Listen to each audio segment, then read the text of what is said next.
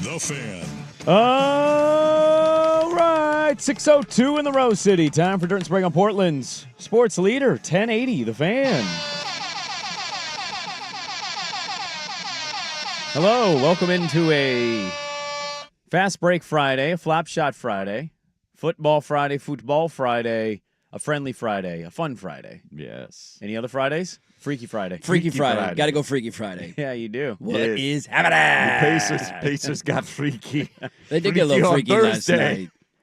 If we were Thunder, if that was the Blazers and the Pacers did that to us, we'd still be speechless, right? Yes. Yeah, I don't really know how I would open the show today. Like, what the hell just happened?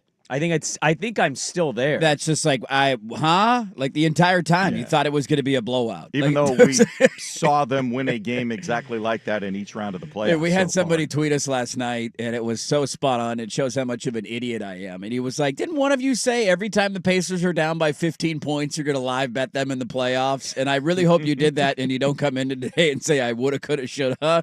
And I woulda, coulda, shoulda. I just totally forgot, totally spaced on it. Really? I don't know why I didn't do it. They were losing the whole game. I even had the thought in the back of my mind of like, I wonder if they come back and win this one too. You didn't have the confidence in and it, I did just you? it wasn't. I don't know if it was confidence or I was doing other stuff and just trying to watch the game and it was on in the background and then I never placed a bet and then all of a sudden I'm like, oh my god, they're doing it again. I missed my chance. I'm not going to sit here. I didn't text anything to you guys about this. I didn't text anybody else. I'm not going to sit here and pretend. I will tell you, them only being down 10 at halftime made me go, uh-oh. This is danger territory for the Thunder. They didn't play very well. Like 19 first half turnovers.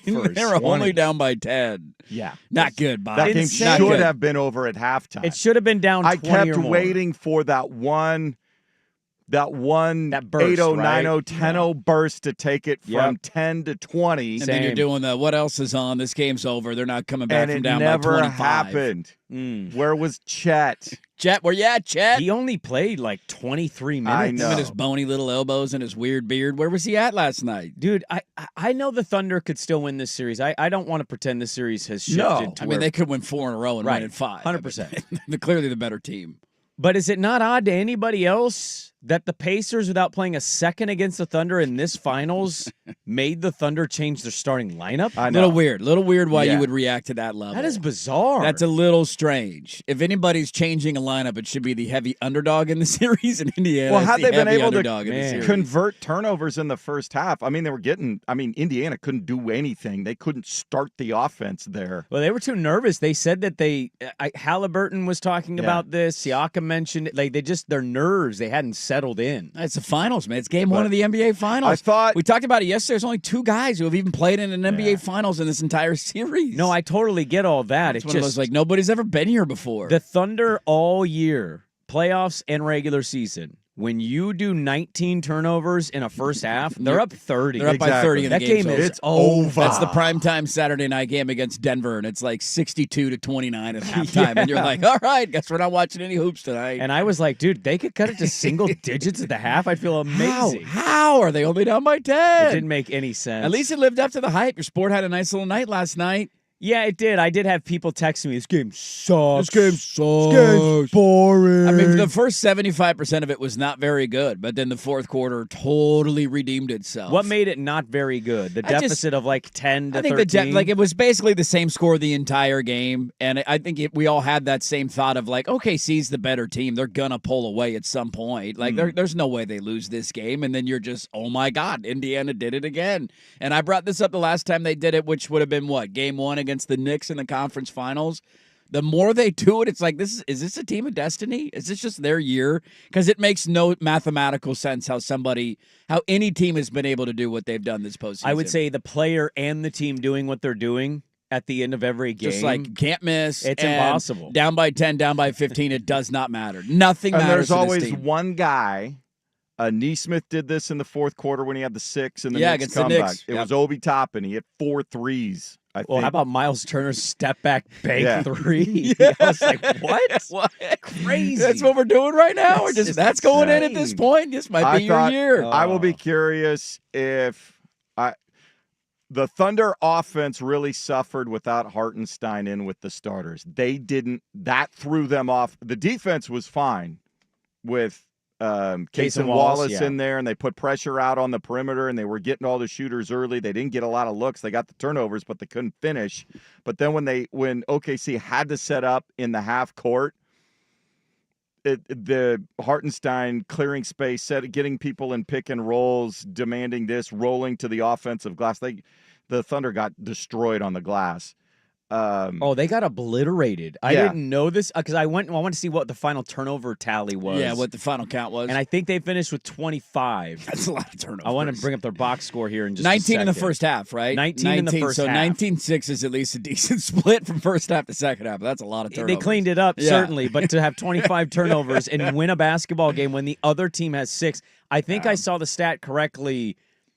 It's like the only other team to do that is our 77 Blazers. Like, look at us. When we eliminated the Sixers in our glory days, back in our prime. I think they had 27 turnovers in that game against the Sixers, and they still won. Found a way to win the game. And I'm not, that was remarkable in its time, but like for me in my lifetime, to have 25 turnovers against this caliber of a team and win. Yeah, to be that good defensively. But the Thunder only converted 56 to 39 rebounds. They got crushed on the glass. There's no numbers that break down how it makes sense that Indiana won the game. Like, what's the stat that you would even give?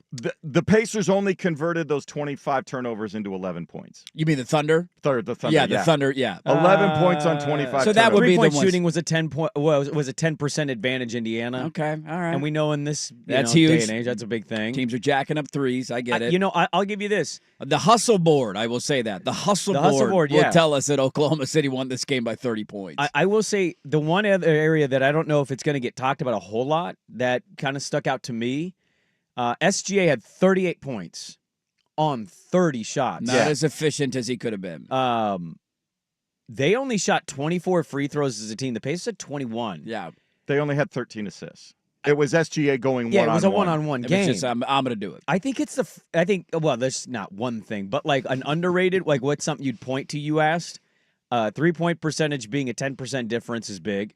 I'd also just point to free throws. I just would have naturally assumed the free throw disparity would be more than 3. Because SGA is probably going to get 13 or 12 and it's or a home 11. game. It's a home game. You're going to get the benefit of the whistle. No, the Pacers were able to get in front of them and defend them without egregiously fouling them all the time. Yeah. Fast break points, too. Look at us. That was only 11 to 10. Look at us with a deep breakdown right out of the gate today. That was a great game, though. It deserves it. I mean, hockey and basketball are off to a nice start. We're off to a nice start in the Sometimes finals. you say things with a voice and a smile that's like, oh, that's cute. Look at your cute little sport over there. That's a great start. Dude, that was an insane start. I literally screamed in my living. I scared my daughter. She's studying for a math final. I was like, ah! And she was like, what? What happened? I was like, Halliburton. She's like, damn it. Well, I was She pissed hates too. Halliburton. She hates Halliburton. Is she rooting for OKC? She rooting for the Thunder? She likes, I think what a pro wants, what a pro needs. I think she likes us. Into the Canadians. That Canadian. That Canadian. Not all Canadians, but that Canadian. Not the Minnesotan. No, not the Minnesotan. Yeah, it was like watching it unfold down the stretch. But absolute bananas. Lived up to the hype for game 1 of the finals because the worst thing we talked about yesterday, worst thing you can have is a dud at this point in the year. Felt like we were going to get a dud. Not a lot of anticipation about it being a long, tight series.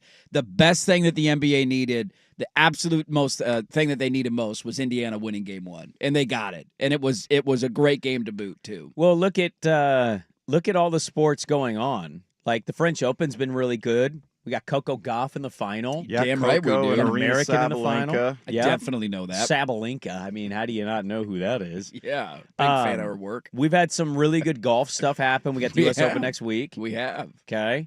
Hockey's off to a great start. Game 1, phenomenal. Basketball playoffs have been kind of wild and crazy. Look at the Indiana Pacers up 1-0 in the NBA Finals. OKC versus Indiana. Kind of looking at football going, that's all you gave us, huh? That's it. Huh? Your Super Bowl? 34-0, That really? was your Super Bowl? That's what No, you're giving me? All they gave us was Aaron Rodgers yesterday. In a big, okay. I'm going to do that from the entire 8 a.m. hour. Aaron Rodgers, what does it mean? Yes or no, he was really upset at the timing of Elon and Trump's public fight. That was the funniest thing about it. Of all the days that he could have signed, that was almost the perfect news day for it to happen. Was it not? Like, oh, look at that. The news finally broke, and then an hour later, nobody cares. Billionaire cat fight. Let's talk some Epstein files here, huh? Who's in there? Who's not in there? Let's check out some names on this bad boy. One guy did not want to talk about that. He moved No right comment. on. Let's move on. Next topic. I'm shutting down your rockets. No more rockets for you. Release all the files. That one's really not fair. It's not fair to everybody. Keep that one under wraps. I wonder why. That was a perfect day for Aaron Rodgers to announce his commitment to the Pittsburgh Steelers and then just get overshadowed by two guys he loves. I have Rodgers telling his agent, deliver the news. Deliver it. And then I have him going to take a crap, opening up his phone on the toilet. No. Scrolling up. No! Damn it! Damn it! It's not me! This was my day today. It was all about me! I was trying to steal the thunder from the NBA Finals, Game 1, 2 small markets, nobody cares. I'm going to dominate the discourse. Everybody's going to talk Steelers for 24 hours. And not so fast, my friend. I honestly saw it and I was like, oh. Yeah, all right, whatever. Jerry Dulac told us that a month ago. Yeah, it was one of those. It's not even in my update. We all knew it was going to happen. I mean, it probably should be in your update. It probably should be, but I'm like, It was early enough in the day yesterday where I feel like that's not a big whiff on your part. I mean, when did that happen? 11 o'clock? When did that news break? it's the equivalent to me of when we find out this summer Kevin Durant's traded. Yeah. And it's going to be like, breaking news, Kevin Durant's been traded again. yeah. And I'll be like, yeah. Unless he's coming to Portland. What? Yeah, we're going to go get Kevin Durant this offseason? Who would you trade for Kevin Durant, though? Now, you got to make the salaries match, right? Because he's got one more year left on his deal. I'd give them, they would want an expiring, I'd imagine. So Ayton would get you a decent amount. Ayton going back? Ayton going, that's true. They wouldn't want They Ayton. wouldn't want Damn him it. back. Did they want Anthony Simons? I would trade Anthony Simons for him. I'd trade Scuda. Scuda. I mean, the tough part with Scuda is his numbers salary-wise don't quite match what Kevin Durant's making. Would you trade Scuda, 11, and... I think you could... How many years does Grant have left? They're not taking the Grant contract. Dude, I think he's 2 or 3. They're not touching It's that a bad contract, dude. deal. If Phoenix is making that It's trade, one of the worst deals we've ever made as a franchise. it's to get financial flexibility in the short term. And acquiring Jeremy Grant does not give them I thought financial maybe flexibility. It was. I knew it wasn't just. It's definitely not expiring. No. I thought it was maybe 2. We got I think Ayton and it's 2. Simons on expiring deals. Yeah. Oh my God. Oh no, is it 3? Yeah, no, it's 3 because there's a player option in 27. And he's picking up that player option. because that's $36 million. Yeah. And how old is he going to be that year? He'll be 36. 33. Yeah, he's picking up that option. I'm He'll going be to go out on a limb 33. right now and say Jeremy Grant, averaging 12 Dude, points a game, will pick up that option. Think about how bad his year was. He's only 31. It's only 31, yeah. I know. Kevin Durant, by the way, this year is going to make $54.7 million. So you gotta cook up $54 million on your books. Him being in a Blazer uniform would be entertaining, though. I'll give you that. What would be the difference in us doing that with him versus what we did with Melo? I feel like people were mad about the Melo thing because of that. You just want him in the jersey. Yeah, I do. We're not great. Am I wrong in saying Kevin Durant still better than what Melo was when he came? Oh, you're not wrong. I'm just like saying. Yeah, like the impact. There's a crowd sure. of people like, you're just doing it so you can see him. Like, yeah. What else do I have? He's 37 years old. I don't care. Get him here for 2 years. That's we don't fine. have a Halliburton on our team. Should have drafted him number 1 overall. The history would have been different. Think about where our franchise would be at. At least we'll make right on that mistake. Yeah, so he's got this year, he'll make 32, Grant. Next year, 26, 27, he'll make 34. Yes, sir. And then he has the player option in 27. Why did we give him a player option? When we knew Damian Lillard was going to get traded, Why did too, we by the make way. that contract? I mean, you can't let guys walk for nothing, 5 Sprague. years. You can't just let guys walk out the door. You can't do that. You got to keep your guys in house.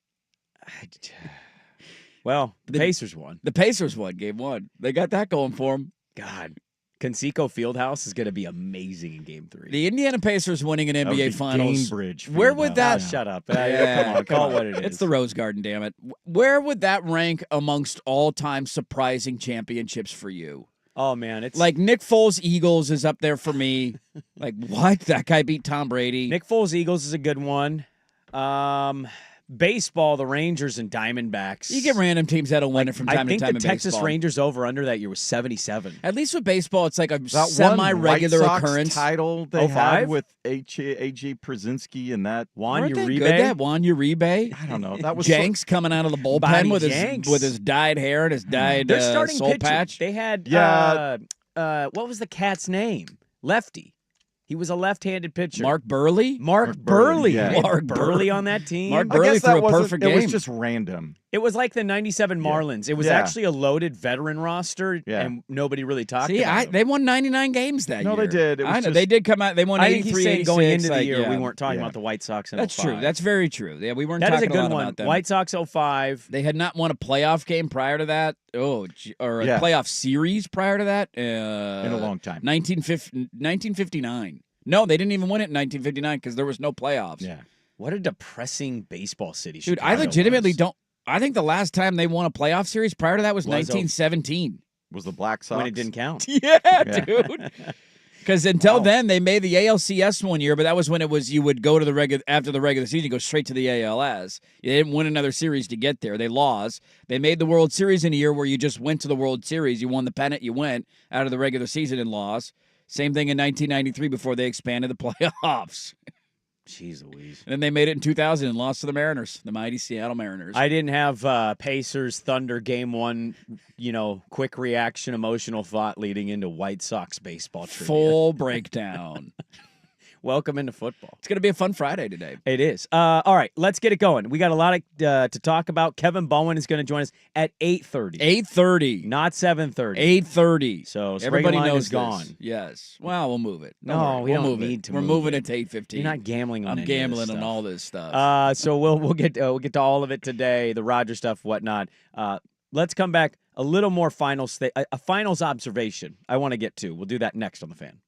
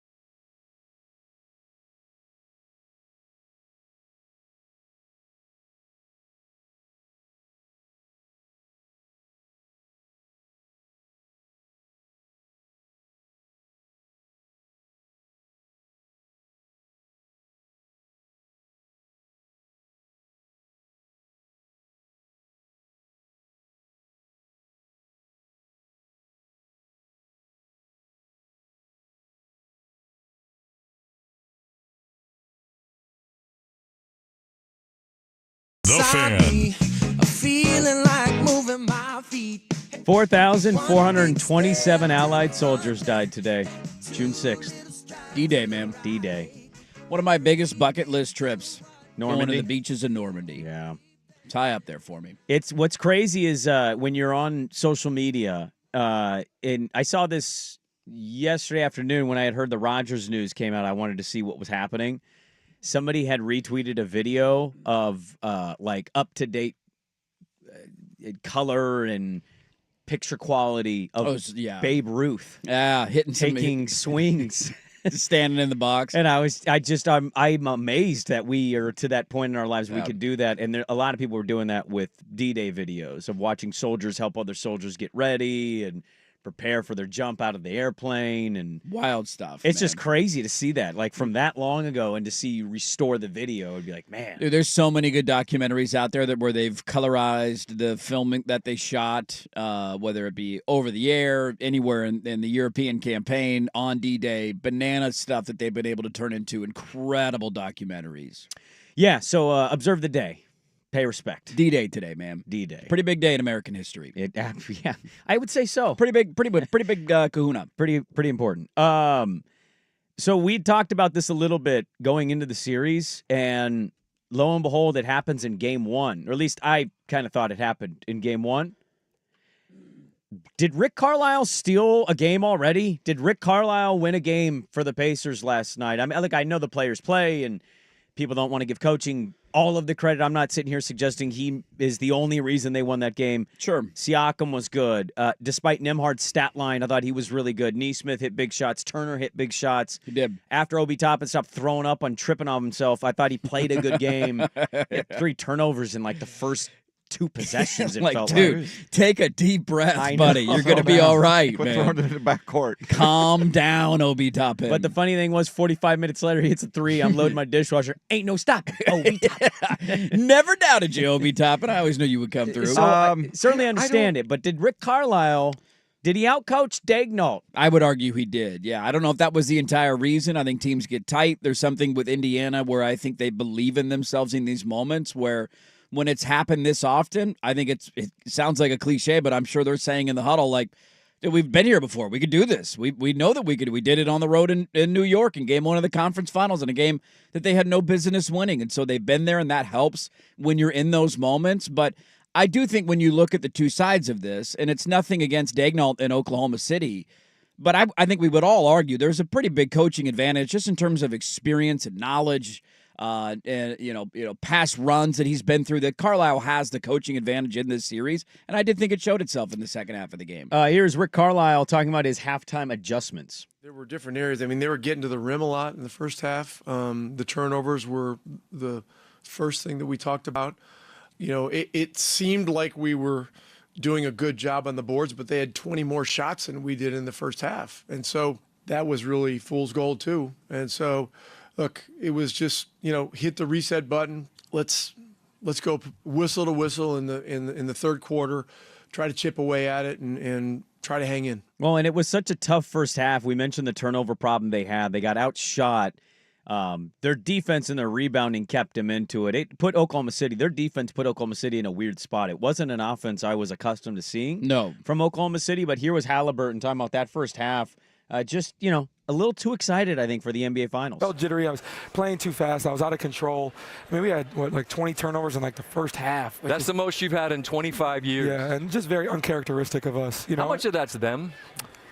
A lot. Yeah. A lot. They're a historic defense. They're a great defense, but I just think we caught ourselves driving with no plan. Against this team, if you drive with no plan, it can get ugly. It can get ugly quick. You can get lost. Yeah, exactly. So we just got to do a better job of driving with a plan, and playing with some more controlled chaos. We love chaos, but they love chaos too, but we need it to be more controlled. And we'll watch the film, see if we can get better. I thought we were a lot better in the second half. I think in the third quarter we have 3 turnovers for 3 fast break points, 3 points off turnovers, something like that.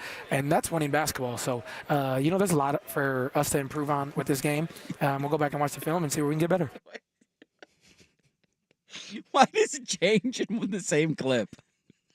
I thought Swag had doctored Did we doctor that audio? No, I saw this live. I watched this live, and I was like, I thought his mic broke. That's why people hate him. Yeah, I mean, I don't know He if does that all the time. Listen to a press conference. He'll be two like, different people in the same answer. We talked about playing really hard, and then we put it together, and then we came back, and it's just like, what? How are we going in and out of a different voice throughout one answer? All right, Allie. Hey, I'm rooting for you this series. You're not overrated to me anymore. I have no clue. Would you guys care? So I asked that question about Carlisle, okay? And today, I think late in the game when he put Nemhard as the primary ball handler running point. Yeah, they took Halliburton off and so the ball they put to bring the ball Halliburton up and to initiate the offense. OKC didn't have a good response. They didn't really change anything. He hit a huge three late in that game too. That step back three was massive. Three was crazy. Yeah. The thing I like about Carlisle, as somebody who coaches 7th, 8th grade girls basketball, from your experience as a coach. Haven't won a game all year. Your winning percentage is a little bit closer to Chauncey's, though. We got to get it on the Carlisle level here. We're in a rebuild. Okay, Chauncey got an extension. How's the GM? Well, that's true. He's still coaching. Touché. How's the GM feel about you? We don't know. The owner won't speak about the team. I've gotten public support. You got all right. The players are behind you. Segment's not about me. No, all right? it's not at all. What I am impressed about watching Carlisle, though, is not only how calm he kind of always is, where I remember Carlisle with the first Pacer stint, and even a little bit of the Mavericks, he could be a red ass. Yeah, be fiery. And now he's just like in a tracksuit, and he's like, that's a good play. We're down by 12. Okay. Like they were at his press conference was hilarious. It's just like, Rick, how much credit would you say you and your players got to go play. And then it's like, Rick, did you talk to your players during that late review about like get the ball? And then what was the idea of not calling a timeout on that final possession with Halliburton? He's a great player. I trust him.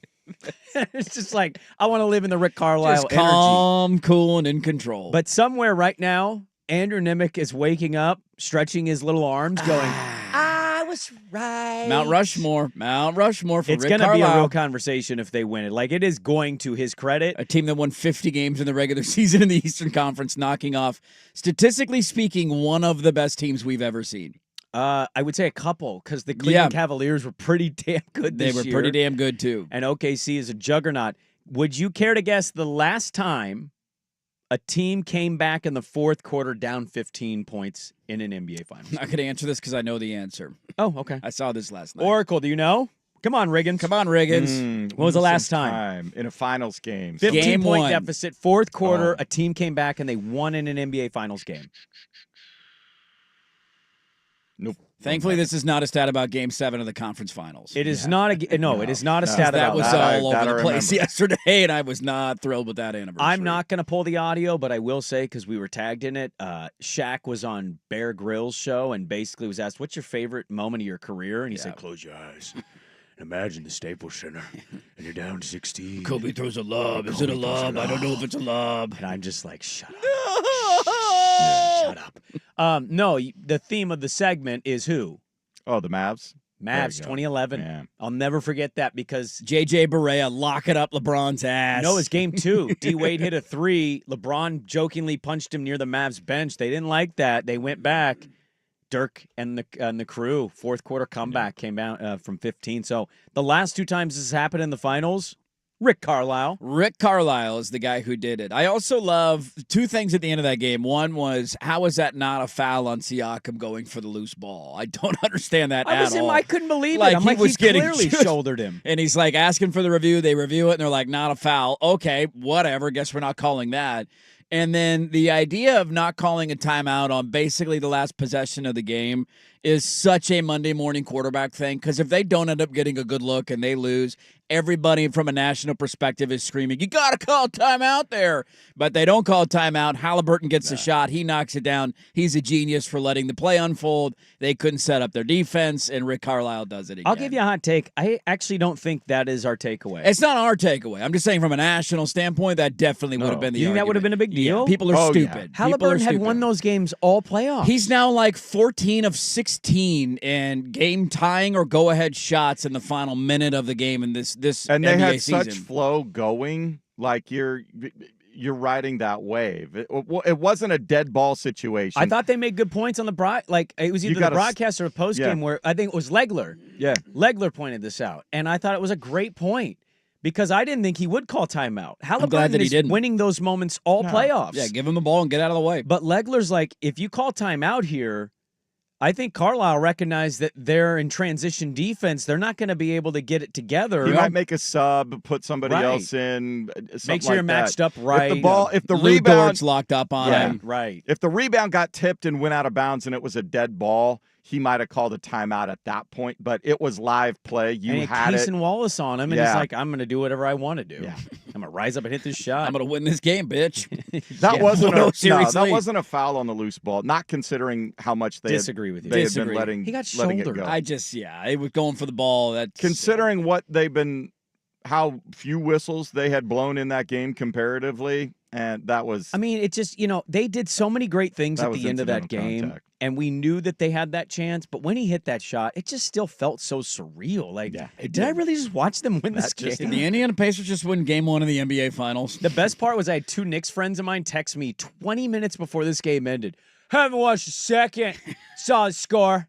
Not surprised. And my other buddy, I watched a little bit. It's really boring. They're just shooting threes. Shoot the end. I watched the whole thing. Yeah. Saw it happen. No, I Not texted surprised. him. 4-point game. Thunder turning into Knicks. Here they come. They did they're not like they're that. crumbling right now. Could have won game 1. Bing bong. Bye-bye, Knicks. Busted out my member berries. I remember. I remember when you did this. Remember this when it happened to you in game 1? Remember this? Let's pause. Pause finals. Finals. Pause the We'll finals. see you in a bit, finals. Got more audio to get to at the top of the hour. Got some more stats I want to share with you. More Halliburton nuggies. historically doing something that no player in NBA history has done since they started tracking this stat. I'll tell you what that is. And then I got a part of the finals that we have to talk about. Okay? It's a must talk about. So we'll get to that. Coming up next, he's back. We get it. We know. Dirt's excited. He's buying a Steeler jersey. Next on The Fan. Now, from the George McCoy at Warren Allen Sports Desk, a Sports Center update on 1080 The Fan. Brought to you by Laurelhurst Market Steakhouse and Butcher Shop. A great spot for any occasion. Don't forget you save 10% on your Butcher Shop order when you dine in. Menus and more at laurelhurstmarket.com. First on The Fan, down 15 in the third quarter on the road. Pacers had the Thunder right where they wanted them. They hit 6 threes in the fourth quarter. Got it to within a bucket in the final minute. Forced an SGA miss with 10 seconds. Then Tyrese Halliburton hit the game-winning bucket with 0.3 seconds left. They steal the opener of the NBA Finals, 111-110. Game 2 Sunday evening right here on The Fan. Game 2 of the Stanley Cup Finals set to go in Edmonton tonight. Oilers leading the Panthers 1-0. Puck drops about 5:20. Full coverage on 910 ESPN. Portland begins at 4:30. The Oregon State Beavers need 2 wins over the Florida State Seminoles to get back to Omaha. They host Game 1 of the Super Regionals this afternoon in Corvallis. 3 p.m. first pitch. You can see it on ESPN2. And the NCAA Softball Championship will come down to a single winner-take-all game tonight after Texas Tech held off the Texas Longhorns rally in Game 2. 4-3 the final. First pitch just after 5 on ESPN. More sports scores and stories in 30 minutes. Jason Swigart from the George McCoy at Warren Allen Sports Desk. Hurt, missing work. Insurance companies acting like jerks. Don't call your mom. Call George McCoy at warrenallen.com. The Hot Corner.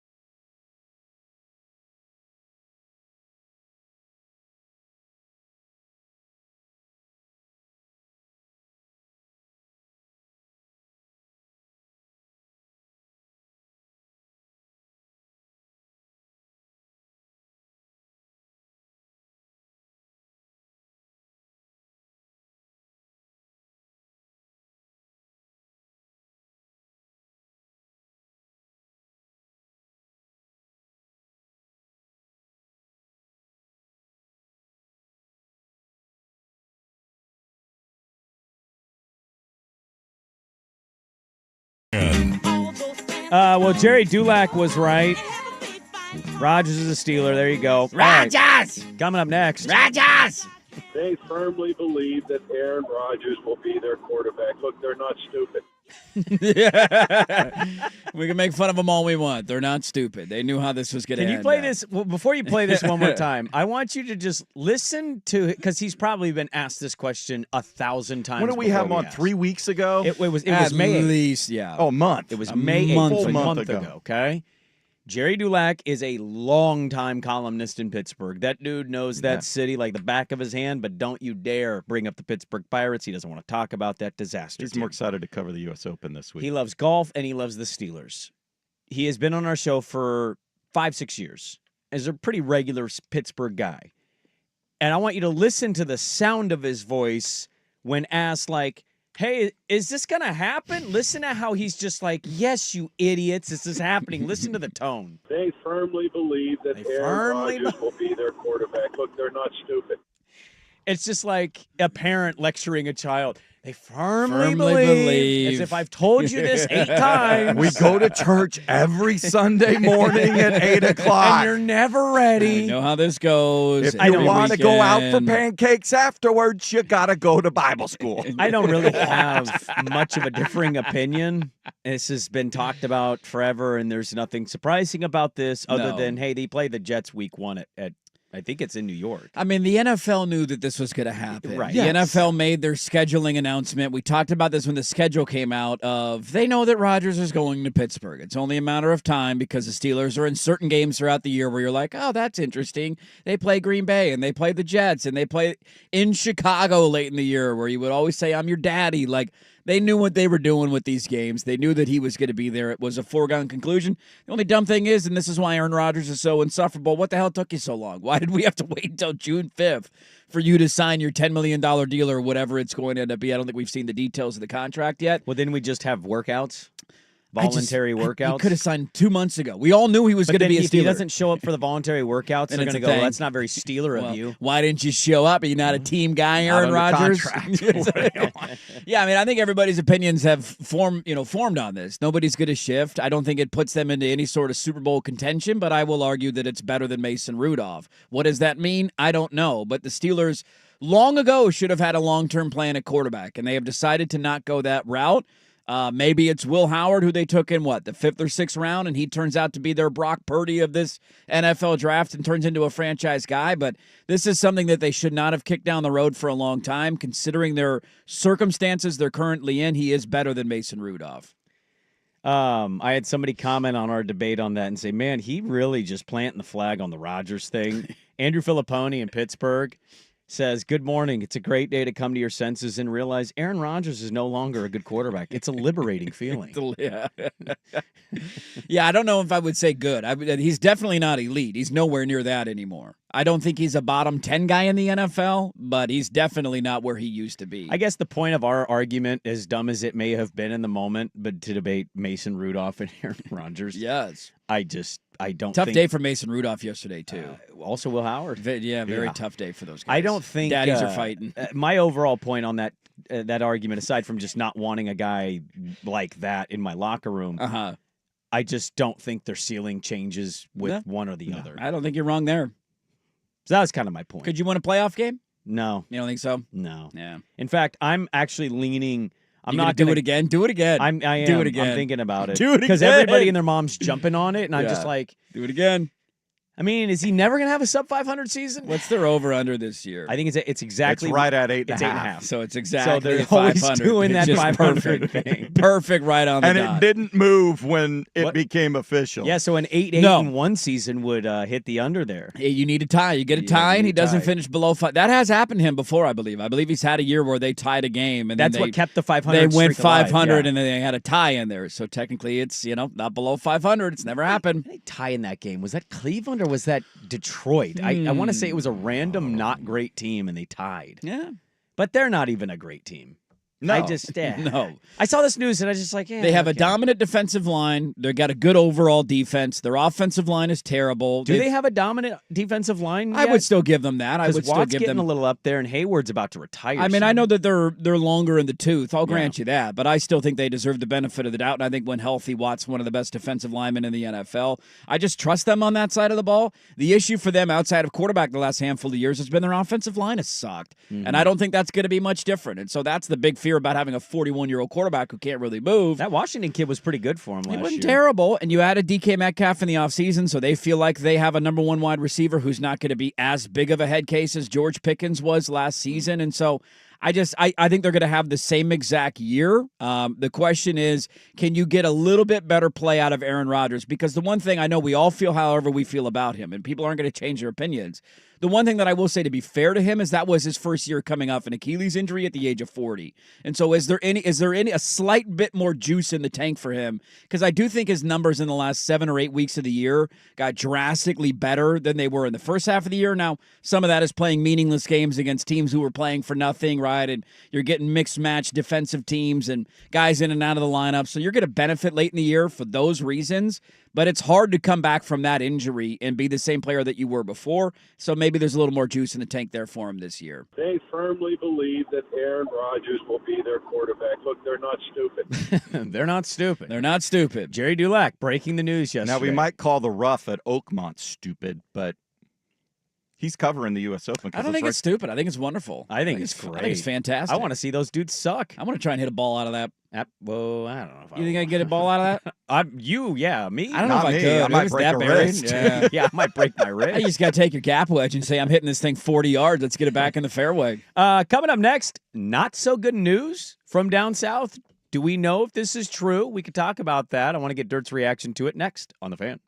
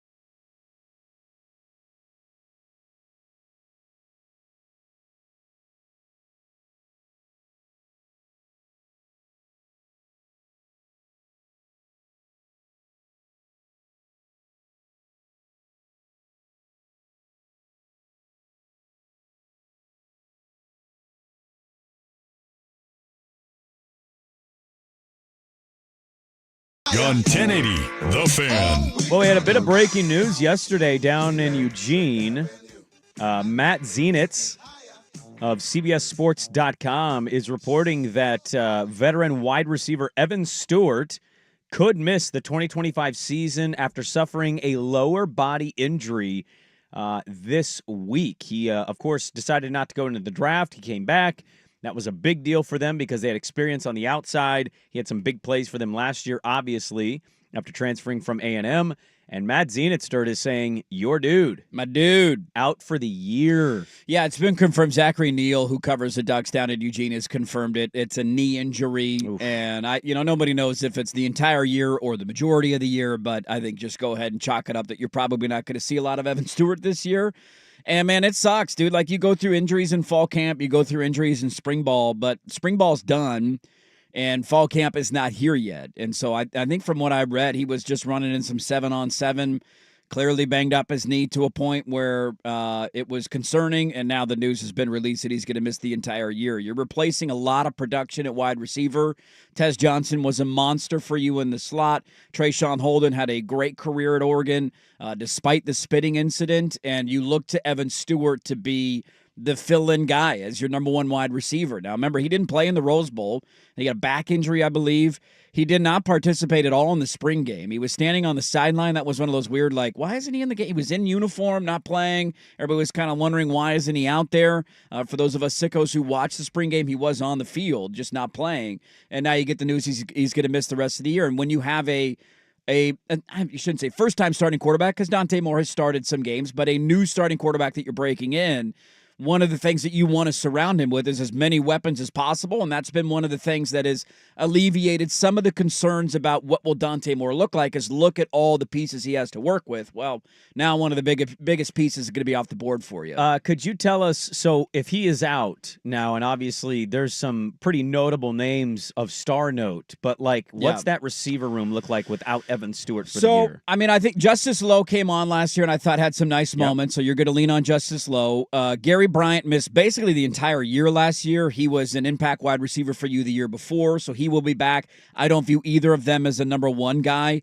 After that, you're going with who is the highly touted recruit that can have a big year. He's a five-star kid coming in. DeCorian Moore is the number one wide receiver in the country. He looked great in the spring game, but he's a true freshman. So will it translate right away? Will it take a couple of years? We don't know. Well, last year, not to interrupt you, but last year you had two five-star massive receivers returns in Alabama and Ohio State say, doesn't matter our age. Doesn't matter at all. We can be studs. And then there was a kid at Texas Tech who didn't do anything, who was one of the highest-rated wide receivers in the country. So that's the thing with recruiting. You just never know.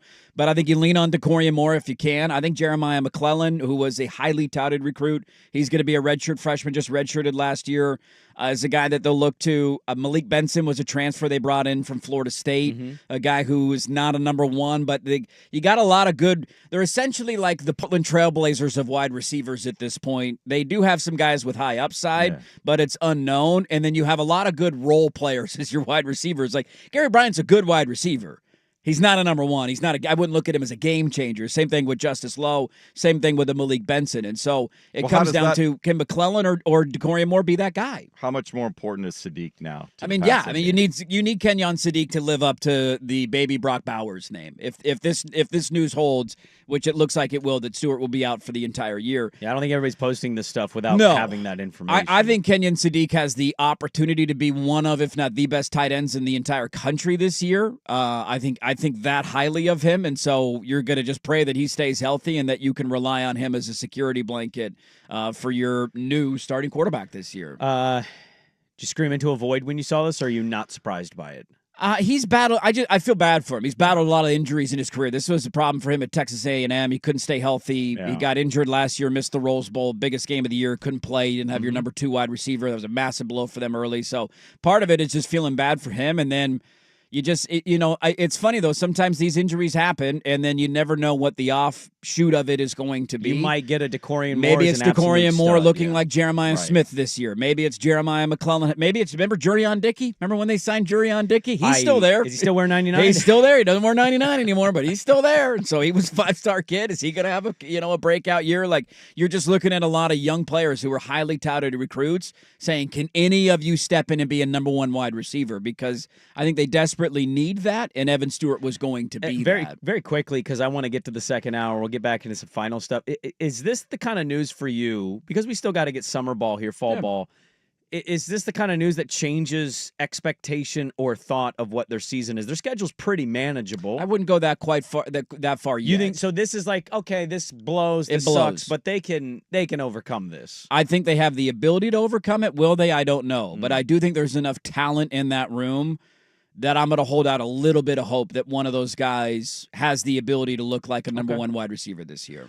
We definitely won't talk about my Atlanta Braves blowing a 6-run lead in the 9th inning in the second hour. I can promise you that. That's not going to happen. No, not at all. We're definitely not going to bring that up. Might talk about the Mariners blowing it, though. But hour number 2, the NBA Finals Game 1. Pacers win it. Let's kick off the second hour there on The Fan.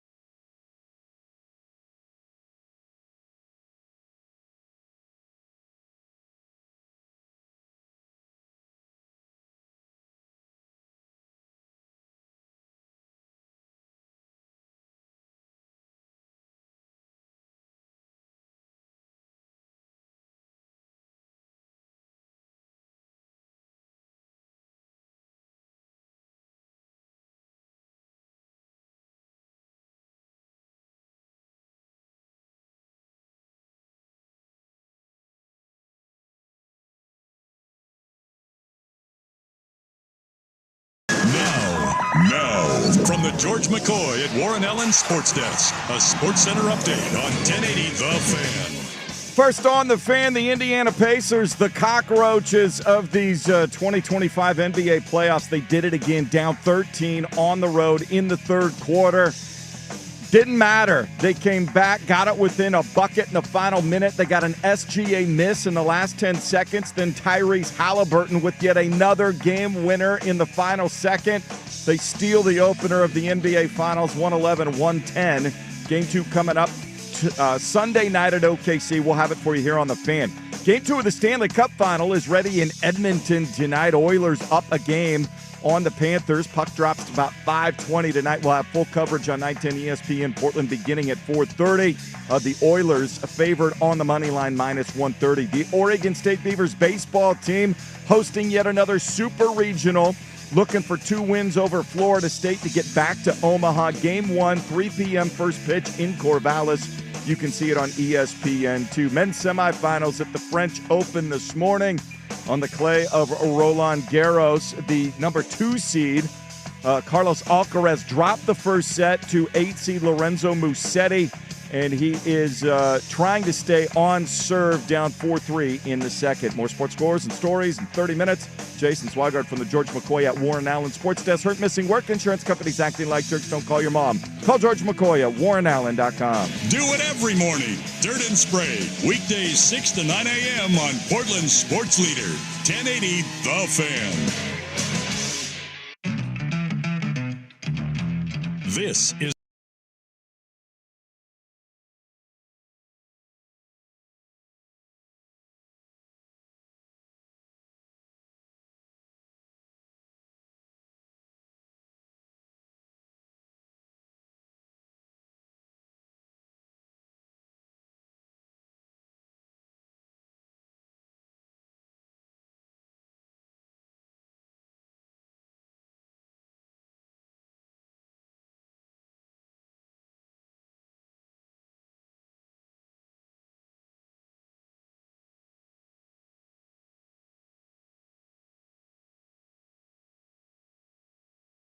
Damn it, Swigard.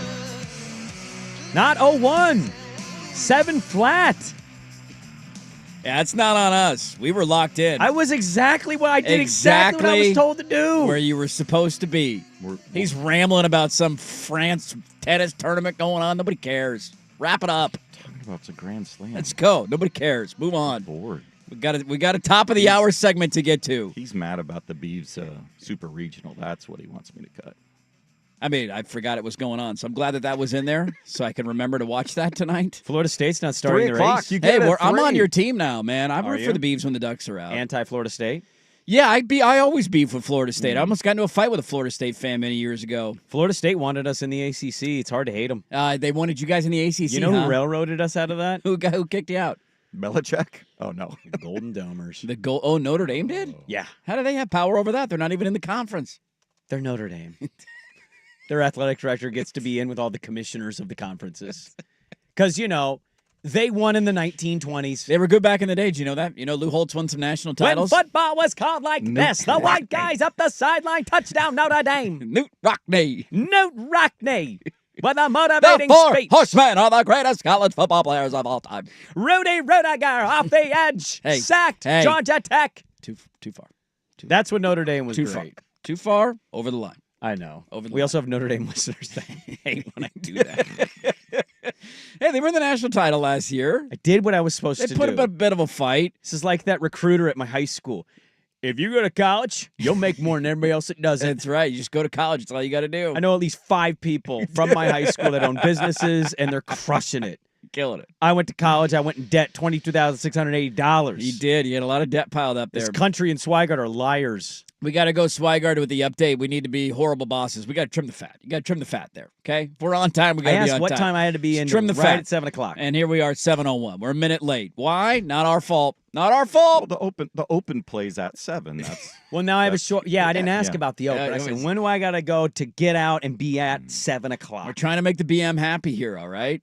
We're good. We got to please the BM. The brand man. You're good. The brand man needs to be happy. I do think our Royal Rumble idea, and by we, I mean yours. Yeah, I started this day. It's picking up steam. Suk ran with it yesterday. Did he run with it yesterday? Yeah. Good. I was in my car. Yeah. And he ran with it. I mean, I'm an idiot, and I do a lot of stupid stuff. This is the greatest thing that I've ever thought. A Royal Rumble for a show host is an absolutely brilliant idea that if viewed, I think you get 100,000 people. I think it would shatter every YouTube thing we've ever this done. Portland radio station is just doing an actual Royal Rumble for one of their hosts. One at a time. What's everybody going to wear? Who's got like a funny costume on? You have to dress like a wrestler. You have to. You can't just be in like basketball shorts and a t-shirt. Russ will wear the Nacho Libre mask. Yes, right? he can go that. Yeah. Everybody's got a unitard on or what, like you dress up. paint your face, do the whole thing, man. It would be phenomenal content. Boy, I don't know what Barrett Media would write about with that story, but they'd write about it. People said AM radio was going away. Not so fast, my friend. We got a Thunderdome here. It's a ratings bonanza. I swear we could charge pay-per-view. We absolutely could. Us, and Swag would be the MC. He's in the ring. $10.80 a view. Let's Boom. go. People would pay to watch that. Me and you, Isaac and Suk, doing play-by-play. I just want to be color Mean commentary. Gene. I want to do like Schultze's eliminated. Got him. Schultze, probably the end of your dream here today, wasn't it? Do the poo. It's not over. It's not over. I'm getting back in there. Damn it. I can do it. I got a chair. Order. Get over here. The fighting corn pop. Look, I'm not going to name names, but him being in like a corn costume would be so good. He has to be in yellow. We legitimately had a Wolf of Wall Street closed door studio session yesterday. Yeah, this went on for like an hour after the show. For 30 minutes. Yeah. And we mapped all of this out, who the special guest ref would be, and I'm not going to name names. If somebody had but our boss was like, legally how we could do this. I know. The wheels started turning behind the scenes. I showed up a little late. Had somebody been in here, because I came into the studio at that point, and had somebody been in here and recorded and not told us? Hey, we were fine. Don't worry about it. Yeah. I did get home a little bit later yesterday, and the wife said, "Why were you so late today?" And I said, "Well, I was out for a week. I had to catch up with people, and I didn't want to tell her that we were in here for an hour." We do things after our show. We do. I'm not just off work at 9 a.m. I know. We had Everybody to discuss thinks big that. picture issues like the Royal Rumble. To find a new noon to 3 host. I bet the Oklahoma City Thunder are wishing it was a Royal Rumble to win Game 1. Yes. Would have thrown him out of the ring pretty early on last night. And they lingered and lingered and lingered. So I don't want to get too nerdy. I have a firm belief that people like analytics. I don't think people like analytics the way that media members think people like analytics. No, you don't. They don't. Like if I ask a random sports fan who's keeping an eye on baseball but not a diehard watching it right now, hey man, who's leading in BABIP?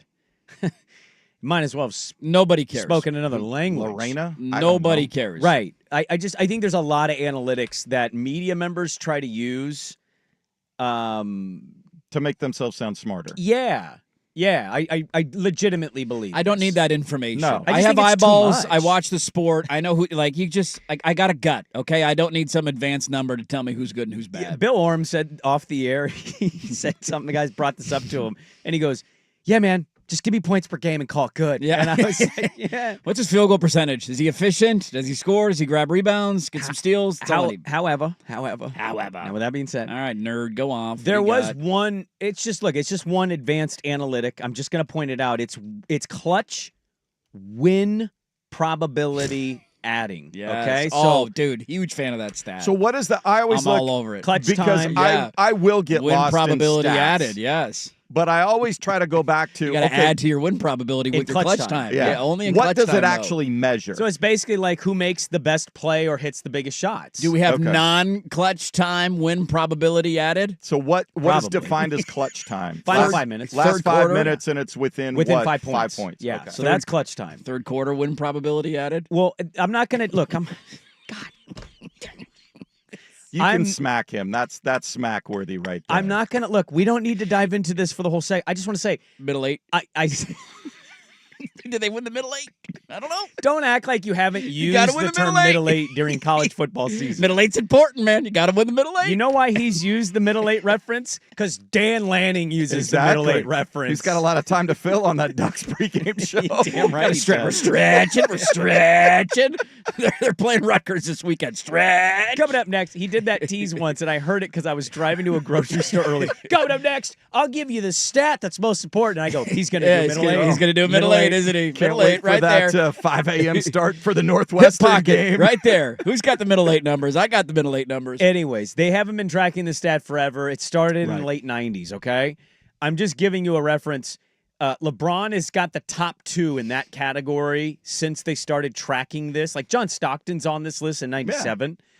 Halliburton is blowing away LeBron James' best 2. It's not even close. Like LeBron is 1.81, however they measure the number. Halliburton is 2.48, just as a reference of difference there. Yes. So, like, what he is doing is statistically insane, also historically nuts, and we've been tracking that. and he did it again. He didn't even have a great game. No. He had a run-of-the-mill game. No, he didn't do much at all. If you told me that was a stat line, I'd be like, oh, the Thunder are probably going to win by double digits. And there's just something about them, man. Over and over. They're like, even within 8 to 10, I'm like, this is dangerous for Oklahoma City to be playing this closely when they're not even playing that well. I think that's the unique thing about Halliburton. It's where he's going to get a lot of the attention and shine, and rightfully so, because what he's doing in end-of-game situations is remarkable. Like, it doesn't take an advanced stat to tell me he's been really good. I think he's taken 15 of those shots now this year in the final minute of regulation or overtime with a chance to tie and win the game. This is for the entire season, not just playoffs, the entire regular season and postseason. He's taken 15 of them this year. He has made 13 of them. He's 13 of 15. Yeah. Nobody has ever done that in the history of the league. That's insane. Guys have been good at it. Guys have been bad at it. Nobody has ever had a year like that. Dirty's got a game winner in every round. Every round of the playoffs. But the irony of it, and this is what is almost the best calling card for Indiana, is that I would argue he didn't play that good of a game last night. Lou Dort was phenomenal on him to the point where late in the fourth quarter, they just took him off the ball. They said, we got to have somebody else score here.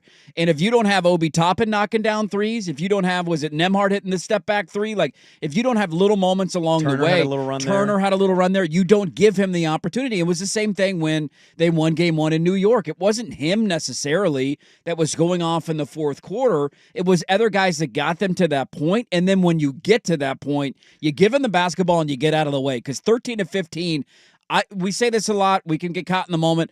That's a run that you're just never going to see again. Like, the odds of that happening, of taking 15 of those shots and making 13 of them throughout the course of the season, it just never happens, and I don't know if it'll ever happen again. I think the crazy takeaways I get from that game, Chet playing 24 minutes is just, and I know he wasn't good. Well, the bigger one is Hartenstein he's got to play more than 17. Hartenstein has to start. Yes. Yeah, and Steen or Stein? Steen. Hartenstein. Steen. It's Hartenstein. Steen? He's a Hartenstein. Yeah. You should know. Eugene's very own. His dad was a duck. Yes. His dad was a duck. I was alive when that happened. Flo was great. I remember watching him play vividly. I can't tell if you're joking or not. I mean, it was in like the early 1970s, mid-1970s. When did you go to Oregon? It was like in the 90s. Yeah, he's only like a 20-some-year-old player.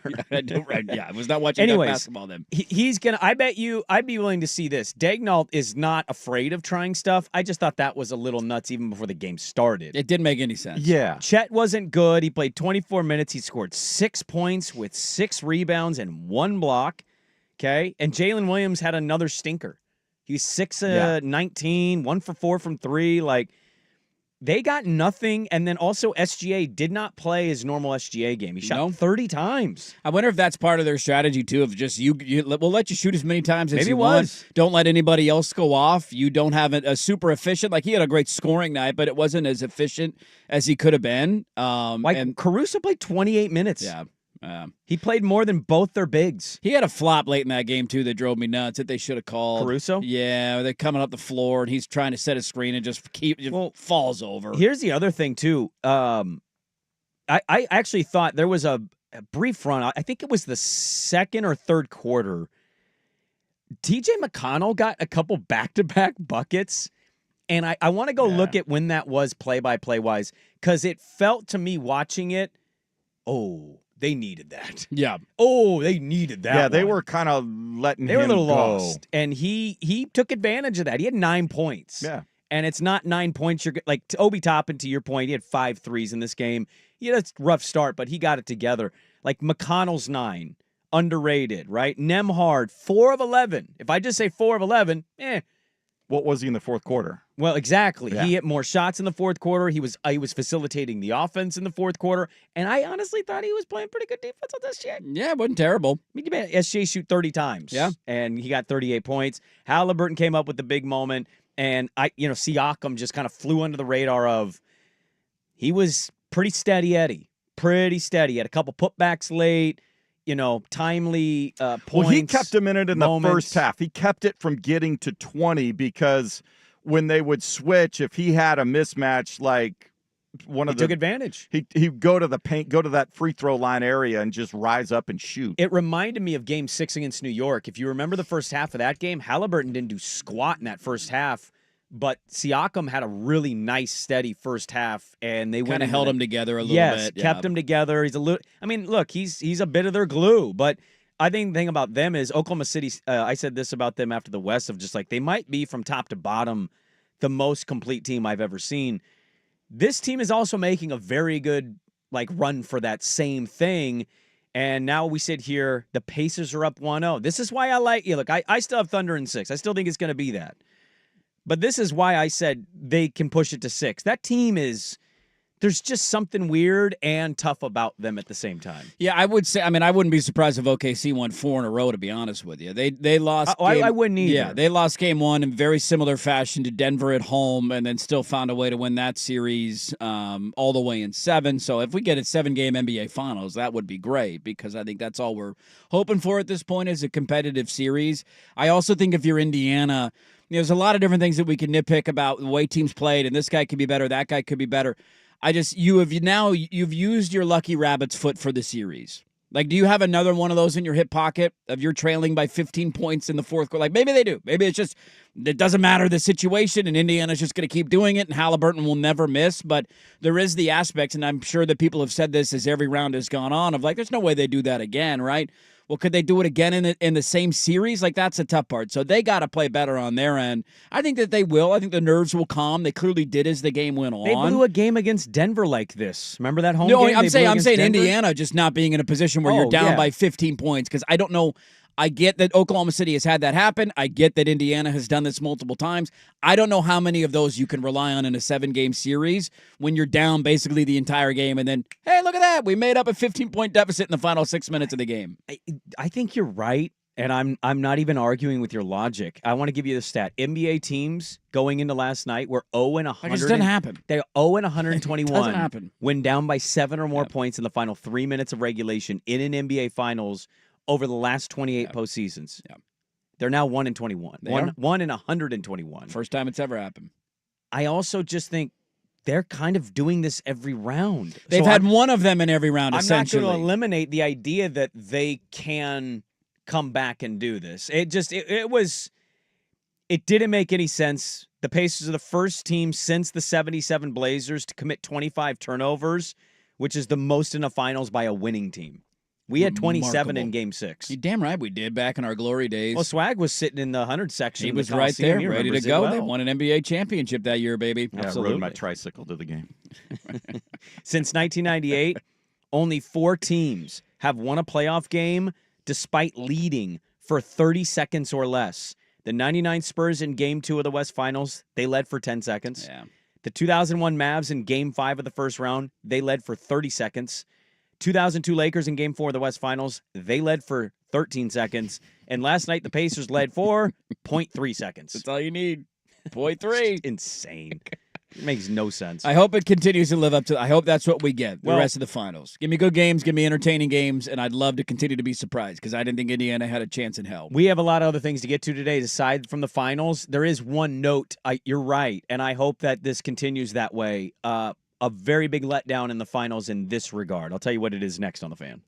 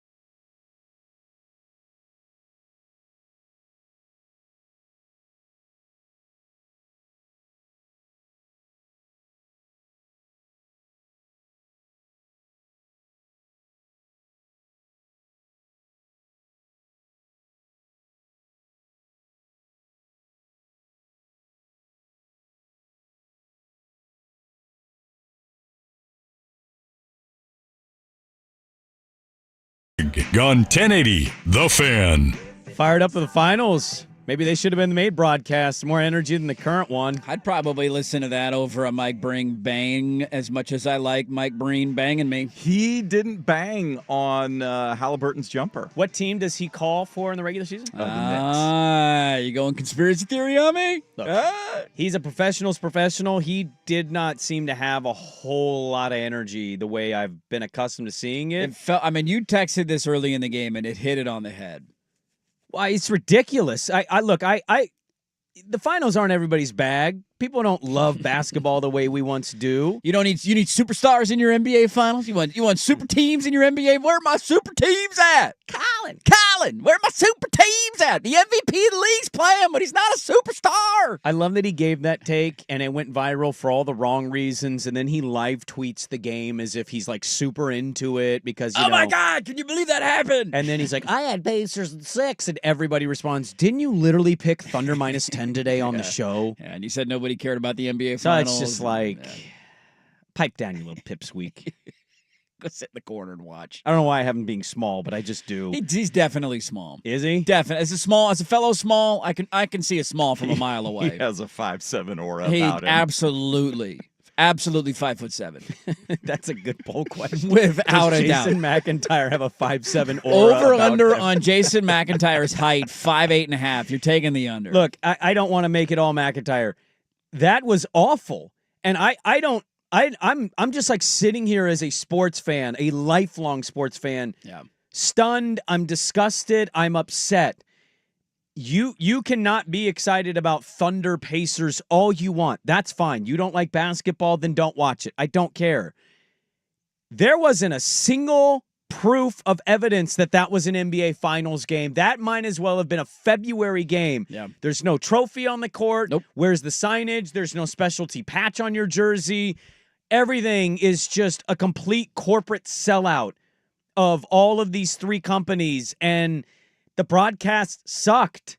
I kind of defended it. I'm like, Jefferson doesn't leave me that excited going to commercial break. Say what you want. Mark Jackson, mama, there goes that man. Hand there, man there. Yeah, Breen wasn't banging around. No, he didn't get banged at all last Doris night. Burke kind of gets forced that she's in this third-person shot. Everything about that broadcast was garbage. I had Stephen A. and Kendrick yelling at me on the pregame as if I couldn't hear them on the microphone. The production was absolute dog crap yesterday, and I'm afraid this is what we didn't even get a starting lineup. No, they just had a little graphic at the start of the game. No Why anthem. isn't Legler? Maybe he doesn't want to be. He's not the one. This is their one broadcast. It's not even just the broadcast for me. It was everything that went into it. The whole thing. I honestly so I was trying to hook up a washer dryer when the game started. So I'm like, got the game on. I'm like peeking around the corner, seeing the stats, seeing what's happening, trying to get that figured out. And I didn't even realize it until you sent a text and you said, this feels like a game in February. And I'm like, wait a minute. And I start looking at the floor and I'm like, how is there not there has to be something, right? There has to be some sort of the finals in cursive lettering. There has anything to symbolize that this is the championship of your sport. And there's nothing. And the irony of it is, and this is the same with a lot of commissioners, I feel like, in sports, where they get some things right and you want to give them credit. Like, I feel like this NBA Finals is almost a calling card for Silver and what he's done for the NBA and getting smaller markets to be in there, and our super teams dead. Look at the parity. The Indiana Pacers are up 1-0. Like, I think ultimately that's great for the NBA, despite idiots like Jason McIntyre telling you that he wants super teams with, only in LA and New York and Boston to ever play in series like this. That's a great calling card for Adam Silver of how he's leveled the playing field to allow everybody a little more access to the championship level of this sport, which has not been a pathway that has felt attainable for a long time. And then you turn on the finals and there's no indicator that it's the finals other than when they go to commercial break and you get the finals, flashing across your screen, YouTube TV presents the NBA Finals. That's it. They're only doing that for YouTube TV, though. That's only doing when that. They do that. We used to have giant trophies in the middle of the floor. Yes, what happened to that? Behind the logo. We used to have. That's just say for the in-season tournament now. I mean, it's just insane. We get a special floor for the in-season tournament, and we can't get a special floor for the NBA Finals. Think about the Portland against Chicago or any finals that you 1992 NBA Finals. like the other sides of the court by the three-point line, that little finals with the script logo, like that used to be on the court. It used to be. They had a video that surfaced yesterday. I think it was a Cleveland finals with LeBron, where the pregame was the floor and it was a hologram and it did this whole big finals intro. And somebody else made a good point too, is like, if we would have taken what we just did with this finals, at least in the game one, we would have never as sports fans heard 6'6" North Carolina. The intros are and this moment is one of the coolest parts about this moment. We would have never had it because they didn't do it. What happened? Why did they? This is one of a bajillion things in my lifetime, being an older adult now and what it was like when I was a kid.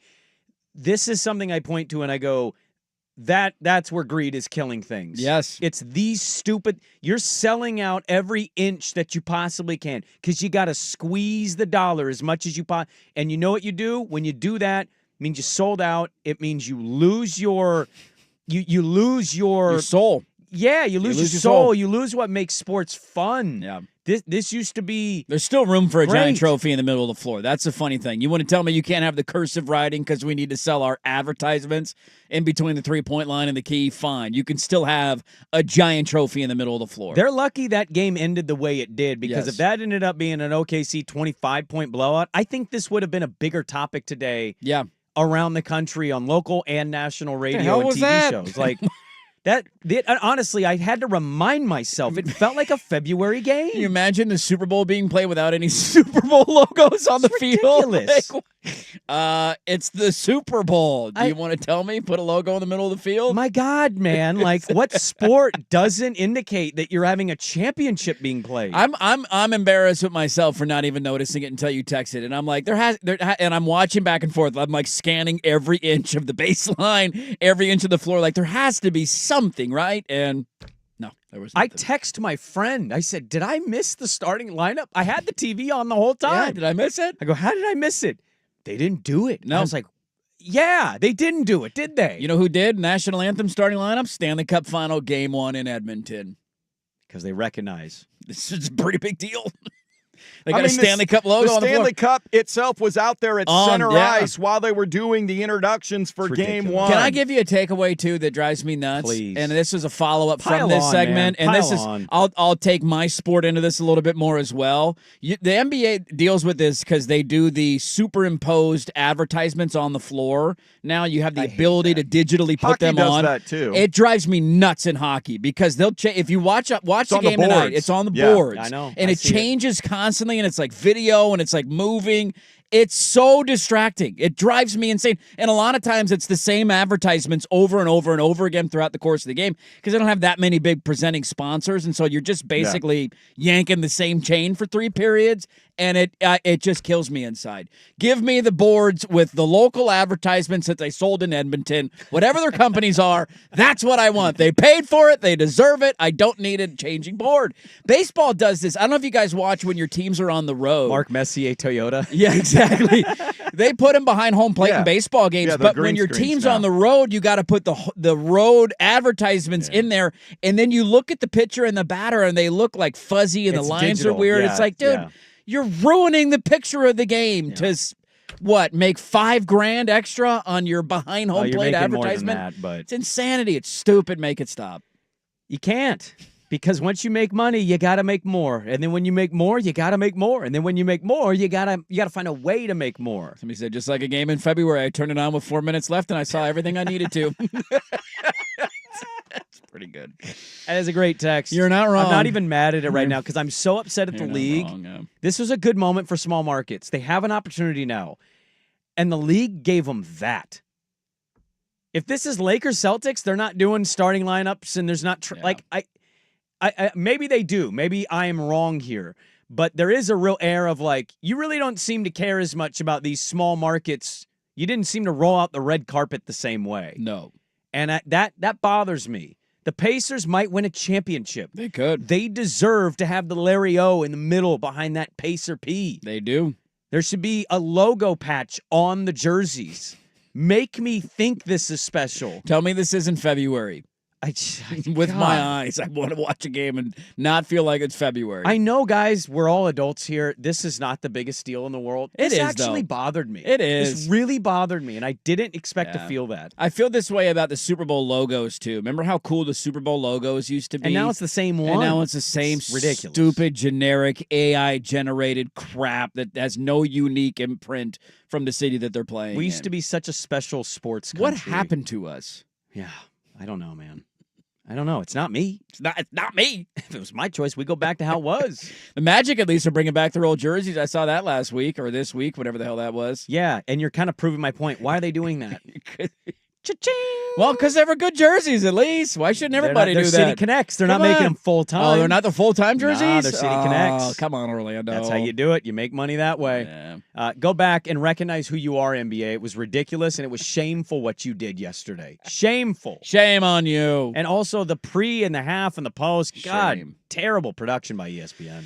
Yeah, don't worry, though. TNT's going to save it, I'm sure. They won't put Stephen A. Smith on that show and give him hard outs and let him rant about, the Smollett guy paying people to beat him up.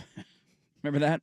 Who's the actor that did that? Jesse Smollett. Don't commit a crime, write in a check, America. Did you see Shaq show up on the pregame? I did see him show up on Popped the pregame. in. I did. Had fake confrontation with Perk. I love the whole that show's ending, but it's not ending bit that we've been going through. Like it's over, but it's not over. I love the show. It's great. It's been a bit much. It's not It's like a you farewell. guys You're kept not your jobs. Your show's going on. You're not retiring. It's not ending. I couldn't care about a network less losing an entity. Pay more money. Yeah. I mean, that's what we're living in. So get it together, NBA. We'll get into the Oregon State Super Regionals. Those start today against Florida State. Rumor has it Florida State's not starting their ace. Oh, holstering an ace. They're holding their ace for game 2. It's best of 3, man. Bold move, Cotton. Let's see how it works out for them. Beavs are going with their stud freshman ace. You better win today then. You got ace versus no ace. Are we going must win out of the gate? I think in a best of 3, every game is a must win. Yes, I will conclude that. We'll get to that. We have a lot to get to. Dirt and Sprague back with more. Oh, actually, yeah, back with more on the Fan, but first, Swag with the Sports Update. Now, from the George McCoy at Warren Allen Sports Desk, a Sports Center update on 1080 The Fan. First on the Fan, Pacers down 15 in the third quarter, had the Thunder right where they wanted them. They hit 6 threes in the fourth quarter. Got it back to within a bucket in the final minute, made SGA miss in the last 10 seconds, and Tyrese Halliburton, as he's done all throughout the playoffs, hit another game winner with 0.3 seconds to go. Indiana steals the opener, 111-110, Game 2 Sunday in OKC. You'll hear it right here on the Fan. Edmonton winning Game 1 in overtime of the Stanley Cup Final, hosting Game 2 tonight. Puck drops 5:20. Full coverage on 910 ESPN. Portland begins at 4:30. Those Oregon State Beaver baseball players are ready to go. Super Regional Game 1 this afternoon in Corvallis. They welcome in the Florida State Seminoles.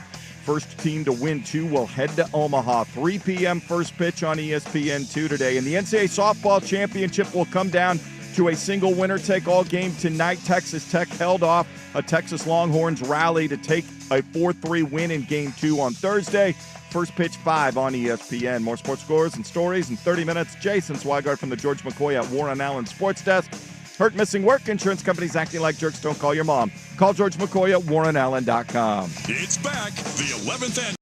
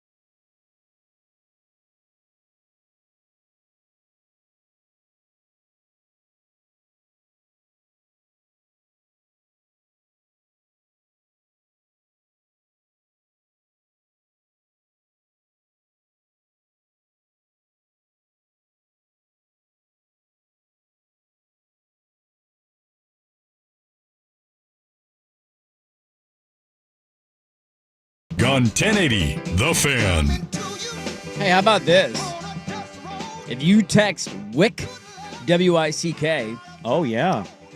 to 503-864-6326, you'll be entered for a chance to win a pair of tickets for From the World of John Wick, Ballerina, in theaters when? Today.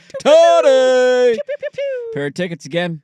From the World of John Wick, Ballerina, and it's out today. And if you listen to us all week, you have a chance to win. 1080thefan.com for more details. Been on that all week. Are you excited for From the World of John Wick? You could just say Ballerina. Yeah, you don't have to keep saying. I'm reading the title. That's the title of the movie. From the World of Yeah, John well, Wick, just telling you Ballerina. it's from that universe. I need to know it's from. What world is it from? John Wick. It's from the John Wick world. Thank you. Now I know that information. Are you excited for Ballerina? Dude, you know me. I'm actually excited. I started watching the Titan submarine thing on Max last night. I don't know if I could do that one. Buddy? I don't know if I could do it. Why? The thought of dying that way. Oh, it's horrific. There was a video when that happened that showed you like computer. This is what it actually looks like. Yeah. And it freaked me out. I don't know if I can't because do it. cell by cell, your body just disintegrates. I can't do it, dude. But then also I watched this and I don't know if the family of the dad and the son have been awarded anything. I would hope so. Or the families of the other people. He murdered them. He did.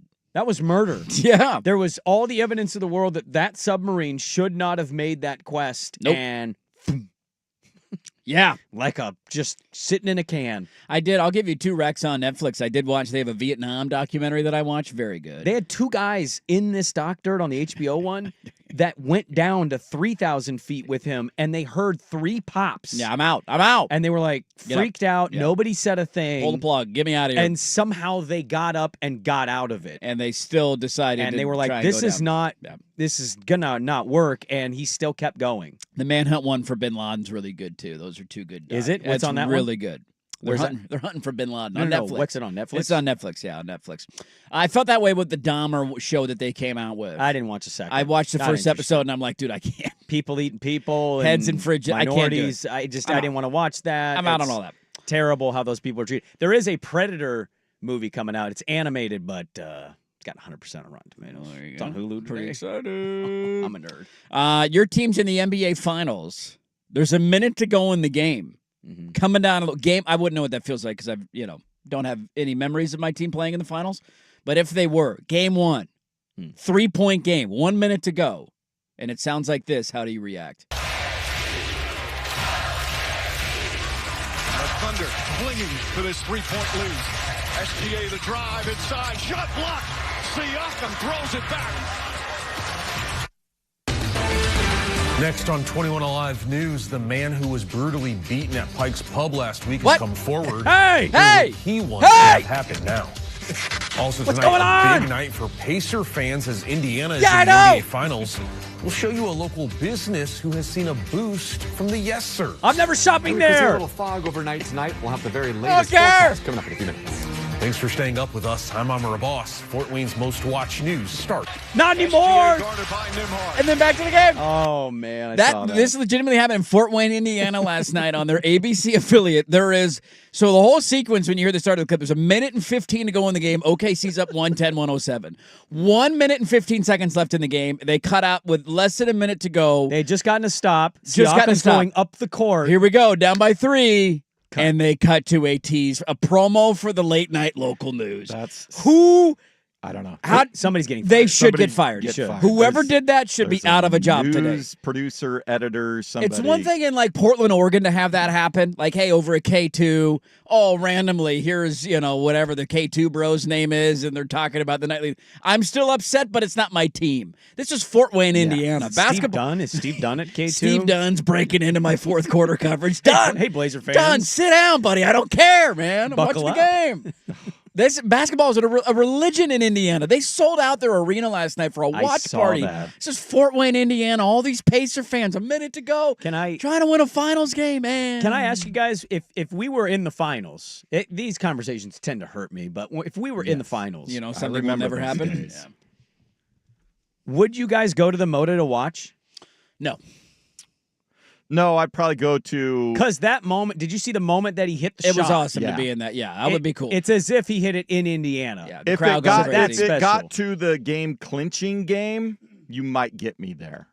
I'm weird could you imagine being heartbroken with 20,000 people walking out of a building? But I think early in the series, I'm probably at if I want to be around other fans, I'd go to a local watering hole. How old am I, and how into it is Teddy Ballgame? Let's say you're 8 years from right now. 8 Teddy years from Ballgame's right now. going to turn 9, so he's got real sports pants. He's into it? He's diehard? Dad, I love sports, Dad. You've taken him to games during the regular Then season. I'm doing what he wants to do for that game. Yeah. Because that's a memory that he will have for the rest of his life. Probably wants to go to the Moda. And then I'd go to the Moda. But me in my current sports fandom state, I don't want to be around anybody. For big, I don't like being around people for big games. I can't do it. I'm Big put that duck as a poll games, question. I can't. I don't want to talk to people. I don't want to interact with anybody. I just want to lock in on what's happening in front of me. But that happened last night in Fort Wayne, Indiana. I'm sure people took that well. I hope that channel gets kind of boycotted for like a week. For a week? I boycott them for months, Fort dude. Wayne's #1 news source. Not anymore, wonder bitch. how many people are getting YouTube TV there in Fort Wayne. I'm going to yank their credential if I'm the Pacers. Their sports reporter, you ain't coming to game 3. You're out. We're back after this on The Fan. Who's stinking it up? Do not go in there. It's time for Who's Stinking It Up, a sports lowlight that's ripped from the headlines. We couldn't do diddly poo. Brought to you by Three Mountains Home Services. Schedule your appointment online at threemountainshomservices.com. I thought our conversion on the turnovers in the first half hurt us a little bit. Like we didn't get the kind of juice for that squeeze that we normally do when we turn teams over, so we can take a look at that. Oh, thank God Oklahoma City blew that game because there definitely wasn't a baseball team worthy of being in this topic of stinking it up last night. But the Thunder blow a 15-point fourth quarter lead. Pacers take game 1. Will the juice be worth the squeeze in game 2? Now, when's game 2? Tomorrow or Sunday? Do I got to wait like a week? Sunday. Of course, Sunday. we got to have 2 days off. Can't play Saturday. Well, it's a travel day. I mean, yeah, because from the hotel to the arena, it's so far. We definitely need to not build momentum out of game 1 of the finals, and let's wait 72 hours for the next game. What juice is worth the most squeeze? Because I think orange juice is a little overrated with how little you get with how much you squeeze. That seems like a fair assessment. It's definitely a lime. Oh, I think it's a pineapple. Oh. If you're going like real juicing. Anyways, who's stinking it up? The Oklahoma City Thunder in fourth quarter, brought to you by our great friends at Three Mountains Home Services, who want to remind you the summer temps are here. So get your AC tuned up now for just $99 with Three Mountains Home Services. Take a to-do list off your plate, scratch it off the list, book your $99 AC tune-up today. You can do it at threemountainshomservices.com because Three Mountains Home Services, they make home services delightful.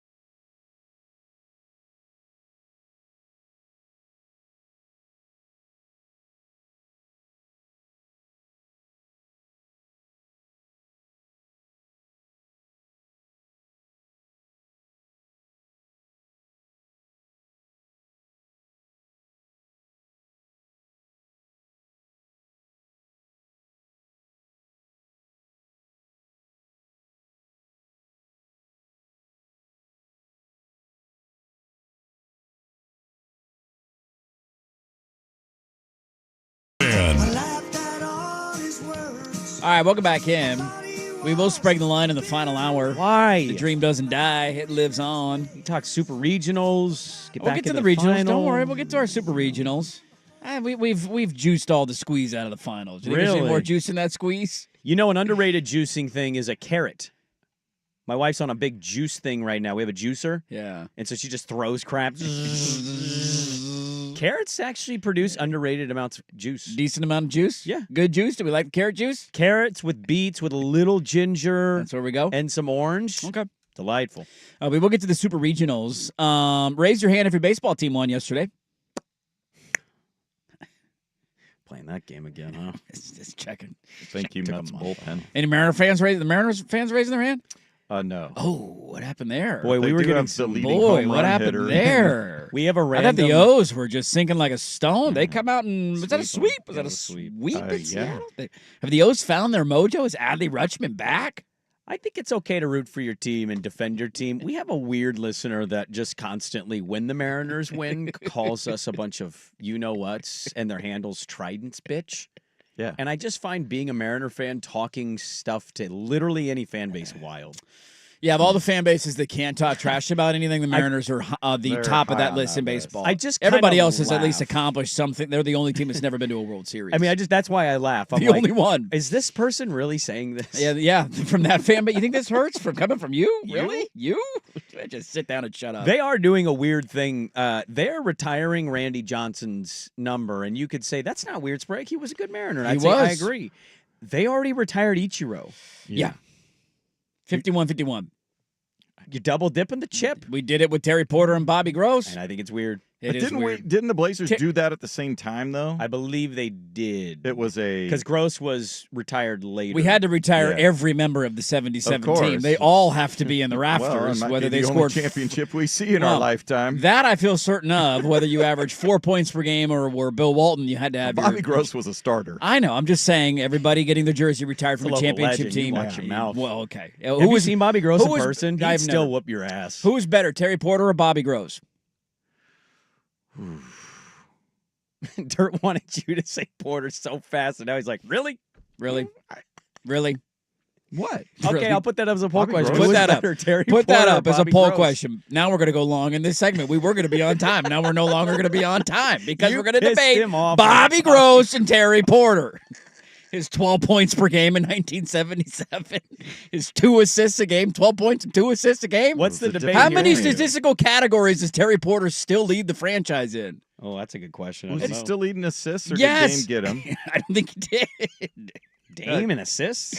I don't know about that. I think Terry Porter did. Well, I think Dame might have had. Let's see. In the 2 finals years, Terry Porter averaged 18 points and Yeah. 9 assists a game. Oh, I know. He was a multi-time All-Star. Terry I Porter. understand He that. finished I think top that- 10 in MVP voting in 1991. I know what you're doing. You're playing the pilot card on this question, you little. No. I think it's a little bit of Butthurt. that. I You're think a it's a little bit of butthurt. that. I Swag think right now. you're. Look, no offense to Bobby Gross. Bobby Gross, great champion of the Yes. Portland Trailblazers. Terry Porter is a better player. It's okay to say that. That's not controversial. Who's more revered in Seattle? Is it Randy or Ichiro? I think it's Ooh, Ichiro. I think It kind of that has to be. It has doesn't to be. It has to be. there are. If But you Randy were was there, a time. I mean, he The pitched. mullet. He pitched a couple of the most significant games in that franchise's history. The I think one he's also game in 2 playoff. movies in a Mariner uniform. So There is that. He He was- went into the Hall of Fame as a Diamondback, though. he did. He did. I saw a video he did for. And he won a World Series with the Diamondbacks. Well, he made a good point on KJR because he's like, I never meant to disrespect Seattle. If I could have split my hat, I would have. I didn't know that was a thing. But if you look at my stats, like I think he won 3 Cy Youngs after Seattle. yeah, he only did. won one And he in won a Seattle. World Series won a in World Arizona, Series, like- and- yeah. You know, I think he's an Arizona guy, if I'm not mistaken. I believe so. Well, he went to college at USC. Oh, but I think did Yeah, he grow you- up in Arizona? Hey, Wasn't would you guys shut up? We got to go to break here, all right? What are we debating here? Well, it's a fake Bobby break Gross because he over tell you Terry to come back Porter. at the top of the hour. Now I'm going to get a French Open in my ass. Yeah. Like, get that out of here. Nobody wants that at the You're top. going to get a French Open in your ass?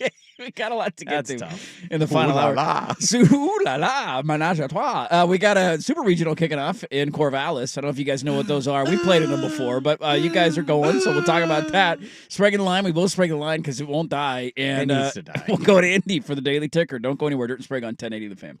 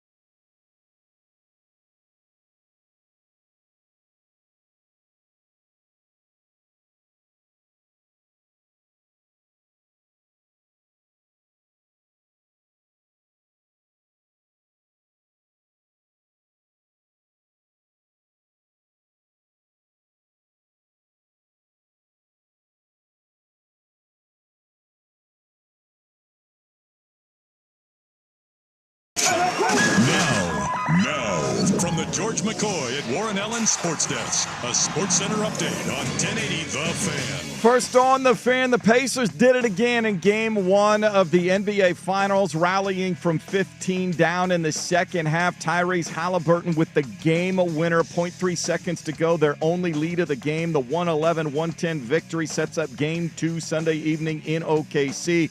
We'll have it for you here on The Fan. Tonight, Game 2 of the Stanley Cup Final ready in Edmonton. Oilers up 1-0 over the Panthers. Puck drops around 5:20 tonight. You can hear it on 910 ESPN Portland with pregame coverage starting at 4:30. And the Oregon State Beavers set to host Game 1 of their Super Regional against the Florida State Seminoles. First team to get 2 wins will head back to Omaha. First pitch today at 3 p.m. Coverage on ESPN2. More sports scores and stories in 30 minutes. Jason Swigart from the George McCoy at Warren Allen Sports Desk. Hurt, missing work. Insurance companies acting like jerks. Don't call your mom. Call George McCoy at warrenallen.com. The home of prime time with Isaac and Sue. Weekday.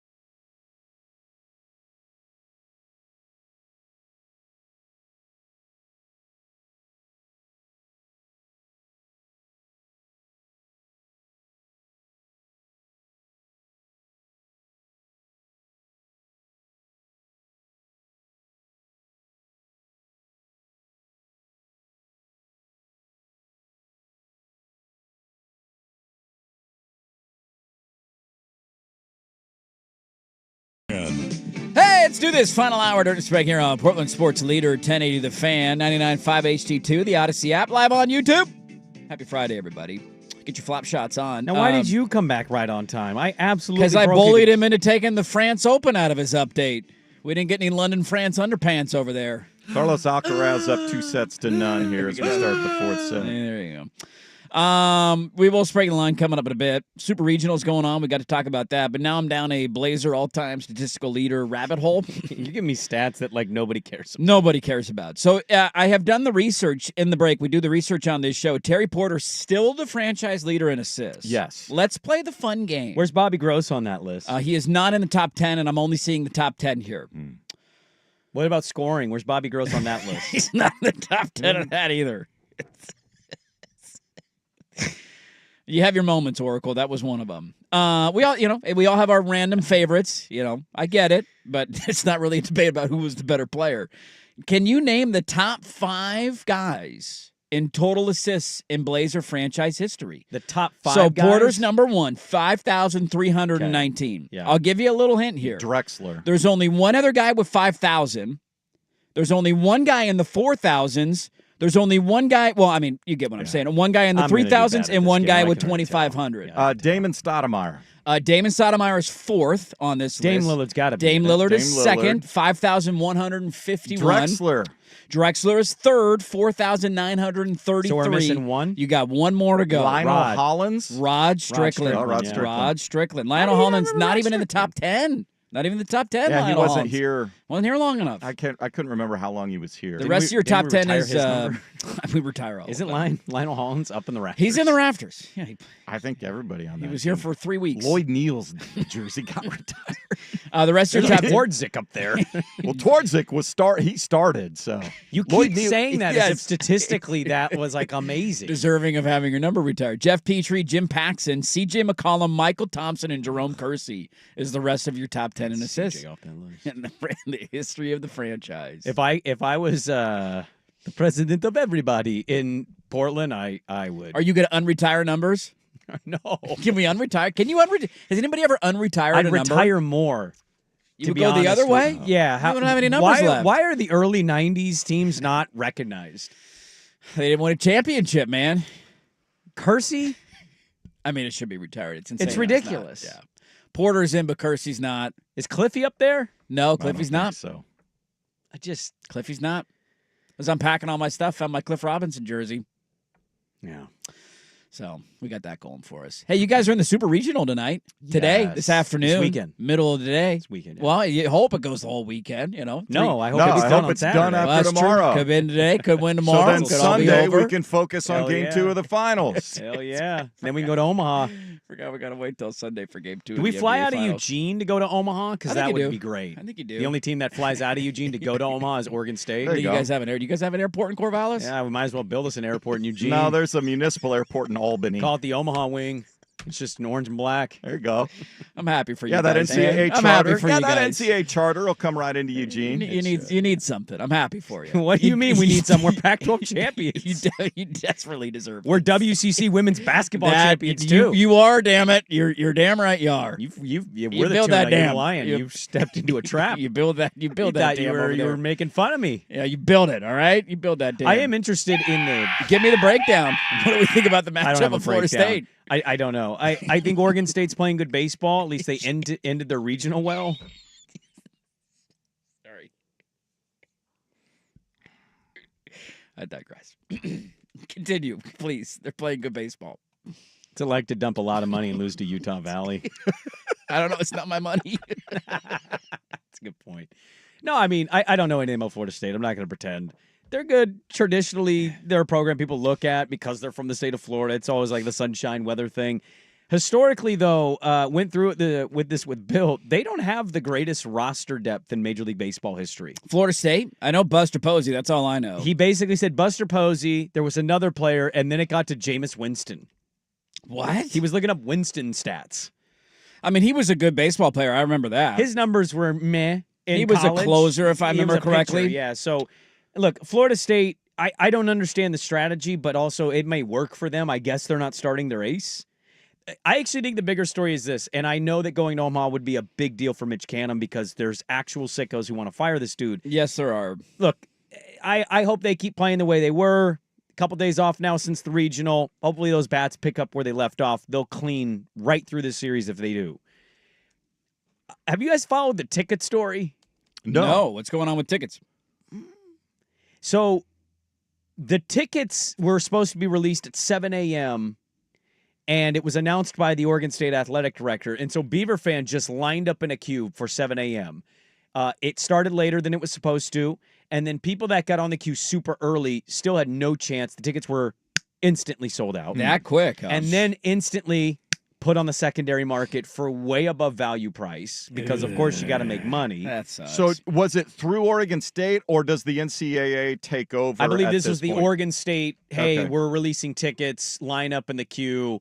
It's kind of been like a disaster. That's Beaver not fan good. has not been happy about it. Yeah. Now, it sounds like Oregon State's going to be releasing Florida State tickets because they didn't sell out their allotment. Coming from Tallahassee, I'd Right. imagine not a lot of them So, are making that trip. There's a chance here there could be some fans who didn't get in, but reading the tea leaves of social media, That blows. Quite a few Beaver fans super pissed that they didn't get a chance to Well, go are to they a not, super I mean, I regional. know they have a fair amount of season ticket holders in the regular season. Well, that was the other thing is the allotment for the 7 a.m. release, it was far less than people thought it was going to be. Oh, okay. It was basically like, hey, come get your tickets, when knowing most of those tickets had already been sold. Yeah, that's a tough part. But there's no real right or wrong way It's to not do a very big tickets anymore. stadium It's not either. a very big stadium, so you have a limited amount. And then you feel bad for the ones who are like diehard fans who have probably Yeah. been going all year, like who are actual, like, I'm in this, to, living and dying with this.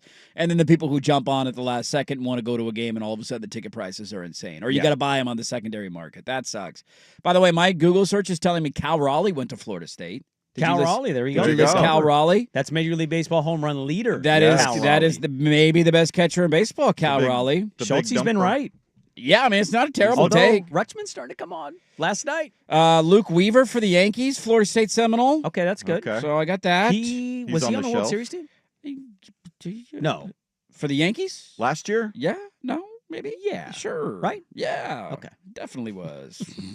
Duh. No doubt. Yeah. Cole Sands has 2 saves for the Minnesota Yeah, come on, Twins. get outta here. Twinkies. Cole Sands. 3.12 ERA. Jameis Winston, bigger baseball player from Florida State than Cole Sands. And Cole Sands is in Major League Baseball. Come on, what are we doing here? Yeah, a lot of people now I'm checking the text. Yeah, now, the they're all official saying that game Cal notes Raleigh went haven't in. listed any starters for either school, but is Dax Whitney No, going to go? I the think freshman? the indication is Dax is going to be on Dax the is going to mound. go because he went in game 2. Dude, 12 Ks in 6 innings is nuts. No, you go out there, It's a you lot of put the Ks. pressure on, and try to win that first game, and then all the pressure in the world. Is everybody off of Canham's nuts if he gets to the World Series? I mean, is that back they off? shouldn't be on him right now. I mean, they but- shouldn't, but you know how fans are. But I think so. I think if they go to If you get to Omaha? then it's I think that finally- percentage of the fan that's like, fire Cavs, is disrespectful to our program, what we're doing. I think it's less than 7%. That seems pretty accurate. Do they want to win? Seems pretty Yeah. accurate. Do they want to go back Everybody to Omaha? wants to win a championship. Yeah, you'd rather have that than not. Vanderbilt lost to Wright State. Like, it's baseball's weird. It's a funky sport. And it wasn't gonna Sometimes be- you lose to Utah Valley, you know? What did we- Sometimes it happens. Where you get Poly. super weird, you They're lose a- to Cal Poly. You blow a 3-run lead to They're a Cal juggernaut. Poly. They're a juggernaut. I've watched them all year. They're a dominant team. Yeah. A bunch of big leaguers on that roster. Will Oregon football get farther in the playoff than Oregon State in baseball? So you guys have won. Does that count as a round? If we get winning to a regional? Omaha, we'll be in the final 8. In the final Yeah. 8? Yeah. What do we still got a 12-team playoff now, right? Yep, 12 team last year. So with 4, so you got to win one playoff game essentially to get to the final 8. Basically. Because Yeah. Yeah. So if you guys win, you get to. I'd say yeah. If you get a bye, If you get a bye, you're automatically in the You're final in the 8. final 8, You're in yeah. the Elite 8 automatically. I'll say yeah. What the hell? Somebody said fun Florida State baseball fact. They have been by a mile the most World Series appearances without a title. Yes. They've been 24 times without winning it. The next most is 12. They also have a pitcher who talks a lot of trash. A lot of trash. He was caught. I forget who they beat. There's a lot of trash talkers in college baseball. It's super. You see your boy underrated Chipper fun. Jones It's piss super- everybody off. Yeah. What'd he say? Chipper Jones ranted about this. He was like, I don't want to like college baseball sucks. All these guys don't respect the game. They don't respect their opponents. They're all yelling at each Really? other. He went on a whole I'm old and baseball sucks now rant. And a bunch of but he singled out one team who does it the right way. I think it was Coastal Carolina or something. He was like, outside of Coastal Carolina, they play the game with some respect and some pride. And every fan base jumped It on can him. get pretty broy. Well, it is. I mean, it can't get. It is very I broy. feel like the ping does that to you. Yeah. When the pings will bring it out. It's the vibe, it's the energy. But this Florida State pitcher was caught. I forget who was playing, but he struck somebody out. He was caught basically saying, "Sit down, you crybaby bitch." You know? Whoa. Took a turn. Do that in Corvallis. See how that goes. What if he yells that out first inning? You want to see that offense pick up where it left off. And if it does, this is a no-doubter win for them. No doubter win. That 50-6 in Yeah. the final, 4 I'm games? is pretty convinced good. that first game was simply about the fact that they hadn't played for 2 weeks. The rust versus rest factor, huh? That's a long time Yeah. to not have real action. I mean, I know they played some inter-squad games, but When they cleaned it up, they got the redemption against and St. then immediately they came back the next game and just started raking, and you're like, okay. There's going to be a lot of nerves in that stadium, Dirt. It's going to hurt if they don't go to Omaha. They're going to need. it's gonna hurt. Yeah, They're going to need their freshmen though to settle them down, get some strikeouts early, just get them into the game, and then I think they'll be fine. He said, I'm a Mariners fan and a Beaver alum. I don't talk trash. I just want happiness. The Mariners bring me no sustained happiness, and I'm a nervous wreck about the Super Regional. My fandom is 99% pain, 1% pleasure. And then I would actually disagree. You've had 3 World Series. Yeah, dude, as a Beaver, like if you follow college baseball and you genuinely care about it, you've had 3 championships. It in the last- balances out the Mariners sucked them. Unless you're, I mean, I guess if you're a super young fan, then you Yeah. probably, because what was 06, 07, right? Were the And first then 2? 18, yeah. So if you're like 22 years old, you don't remember that. You really only have enjoyed 1. You're barely but alive. still, even winning 1 That is was like, pretty cool, and the way they won it was nuts. One listener saying that they have a finalist for the Golden Spikes Award at Florida State. Okay. What's his name? You don't know? No, Oh. I didn't watch any of their regional. I didn't either. Alex Lodiz. Okay. He's watched supposed Oregon to be a top State's- 5 pick. He's their shortstop. He's one of the most prolific hitters in all of baseball. No. I watched Oregon State's regional and women's softball. It's all I've watched college baseball and softball wise. That's all you got. That World Series is intense. I watched been that pretty bananas. last. The ratings are really good. Little Rock trying to beat LSU in that last. LSU talking trash to sub 500 Little Yeah. Rock was a choice. Also, Mahomes showing up for Tech. Cool, but like a lot of look at me energy. Yeah, he's got a lot of that. He had to be So in does the his wife suite. after all the God plastic forbid surgery. he sit with the people. Be a man of the people. And You know where Shaq was sitting last night? Courtside. Had to have been. I'm going Here's to my observation. guess that was more of a security thing by the. Yeah, because Tech fans are going to yeah. murder Patrick Mahomes that'll on happen. live television. They just didn't want everybody going up there looking for an autograph during the game. Oh, yeah, because I'm sure he never has that in Kansas City. I had an observation takeaway. I saw Shaq sitting courtside. Yeah, somebody took a picture and circled him, and everybody was like, "Thanks for identifying Shaq. He's like one of 8 black people in the crowd. I don't know if he would have stood. I don't know if I could have recognized him. 7 feet, 350 pounds. Can't pick him out of a lineup. Has to be both the coolest and worst seat in the building next to Shaq. Oh, it's got to be Like brutal. behind Shaq. Behind him, No, next to him. I think next to him is worse because he. Well, if he I'm behind him, I'm slouches. screwed. There's no way I could see anything. Well, you're I'd have next to to stand him. on your shoulders. He's invading your chair. Yeah, he's taking up your space. But like, what up, Shaq? You know, like there's a this is so cool, Shaq, man. But it's like you're in Can the I go back to the seat. general and save some time? Got any Shaq, vending machine charcuterie for My me? elbow's been hurting. You got any relief pain medicine that you Little can put? icy hot? A little icy hot? Did you ever have a They situation deliver you pizzas courtside too? Does that happen? where you were in a car and you were with cousins and they played the turn game where they all just lean into you Oh, on yeah. one turn Yep. on this? Oh, you yeah. ever do that? Yeah. That had to have been what it was like to sit next to Shaq last night. The whole game. Just Shaq That's sitting a down. tough spot to sit. Watch out, little man. You're just like, I'm not little, but you're just big. I mean, so Oregon State starts their Super Regional today, taking on the Seminoles. Go Beavs, baby. Go What Beavs. time's the first pitch? 3 o'clock, ESPN 2. ESPN 2. The Deuce. You're on the Deuce today. Deuce is wild. We'll just be wrapping up our golf round. Ace versus no ace. Who gets the dub in game 1? I'm rooting for my Beaver brethren who I live and have die by this. I am too, man. Faith in the Beavs to keep it rolling. Beef fan always hates me for saying it, but I don't really care that much about college baseball. Well, because you gloat team's when out. you do win. Well, you know, we went 4-0 against you guys. 4-0. Stick that in your pipe and smoke it. But now that my team's been eliminated by the juggernaut that is Utah Valley and Cal Poly, go Beavs, baby. All right. Let's go Beavs. First ever meeting between the two programs. Never happened before, huh? That's Never a far happened. journey, by the way. We played them once in a Tallahassee. Rose Bowl. Remember how that went? I do. I do too. J-Mo Winston. Let's Sprague the line. You're damn right. We'll do it next on the Fan. Hey, Dirt Sprague here, sticking around for our good friends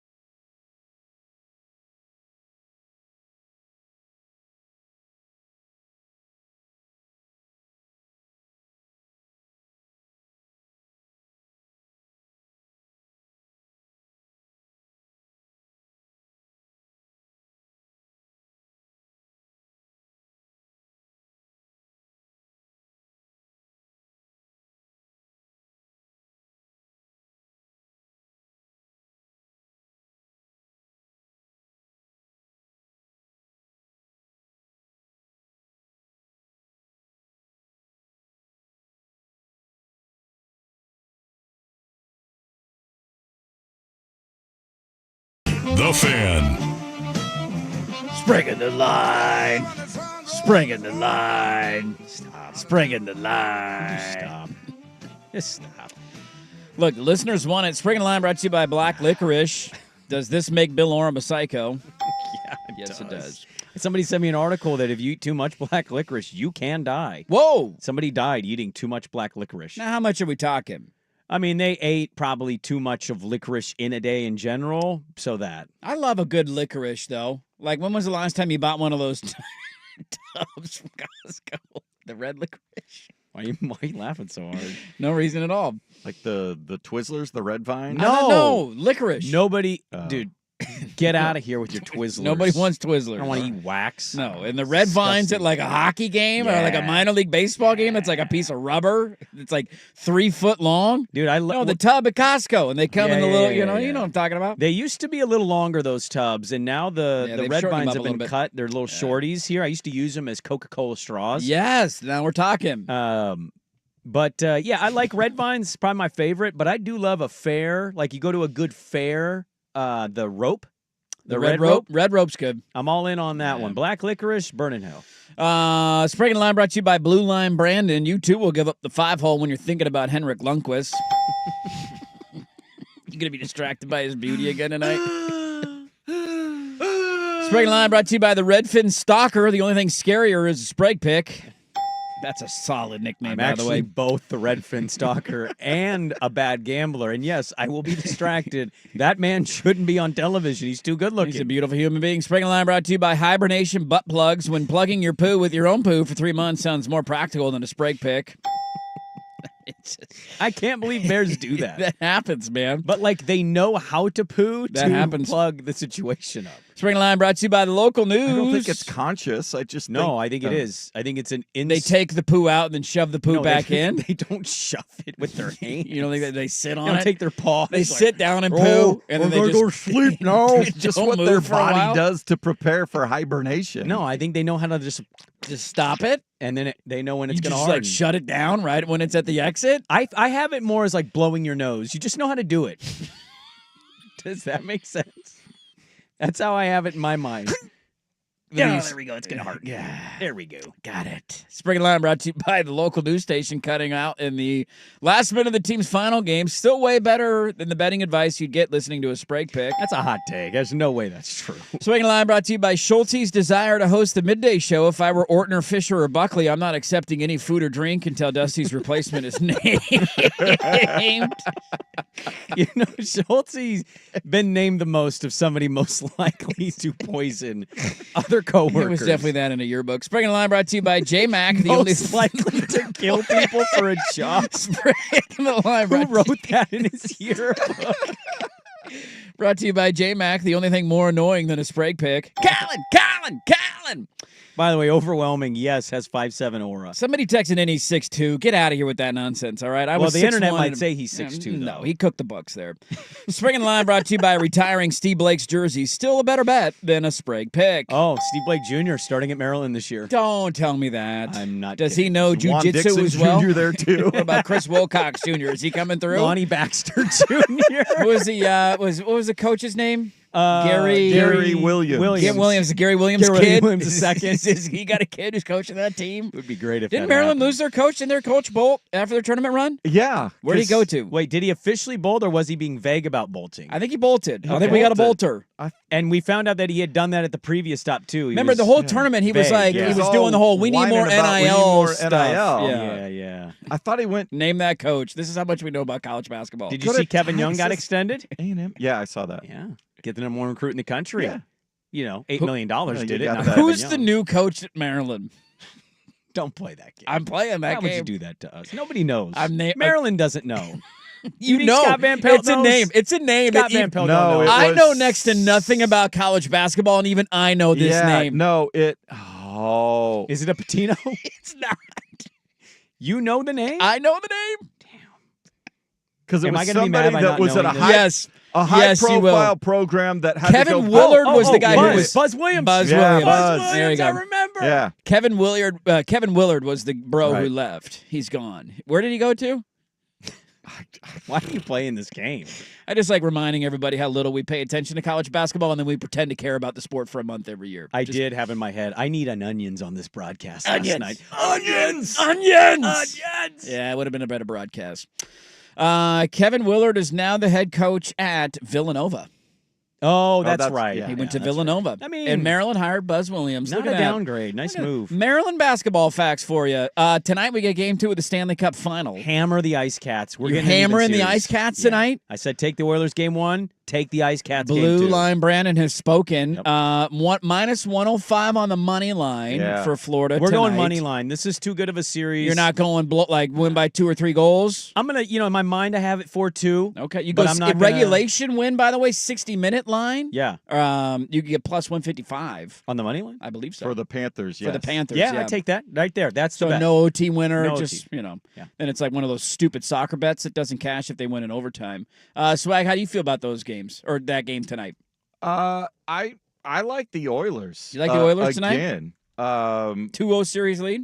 Yeah, and because I think Edmonton, they'll be better about not taking silly penalties. Corey Perry took a couple of bad penalties. The Panthers gave them the game-winning goal at the end. Talk about bad penalties. No, they I chucked know. the puck into the crowd. Did you know that's a power play? Did you know it's a power play? I knew it. Swag didn't know it. Swag had no clue. He was stunned. He's no Blue Line Brandon. That's why they were pointing up. Everybody was pointing up. Don't look up. Don't look at Henry Lundqvist, I'll tell you that much. No. Just looking into the sun. Dude, you won't be able to recover. It's like an eclipse. Sizzler. My God. He I love meat. Might be the hottest person in Calm the world. down over there, dude. Calm down, man. Just everything about him. He's So, perfect. Swag likes the Oilers. I'm Swag gonna. gets what I'm saying. He gets what you're saying. I'm with Blue Line Brandon on this one. I think it's a back and forth series. It's a great series. I got a futures ticket on the Oilers, so I'm keenly aware of their chances of winning the Stanley Cup. But I do think the Panthers win tonight. I don't think they blow another lead, and I think we got a tie series. So I will take the Panthers. Game 2 of the NBA Finals, by the way, that spread.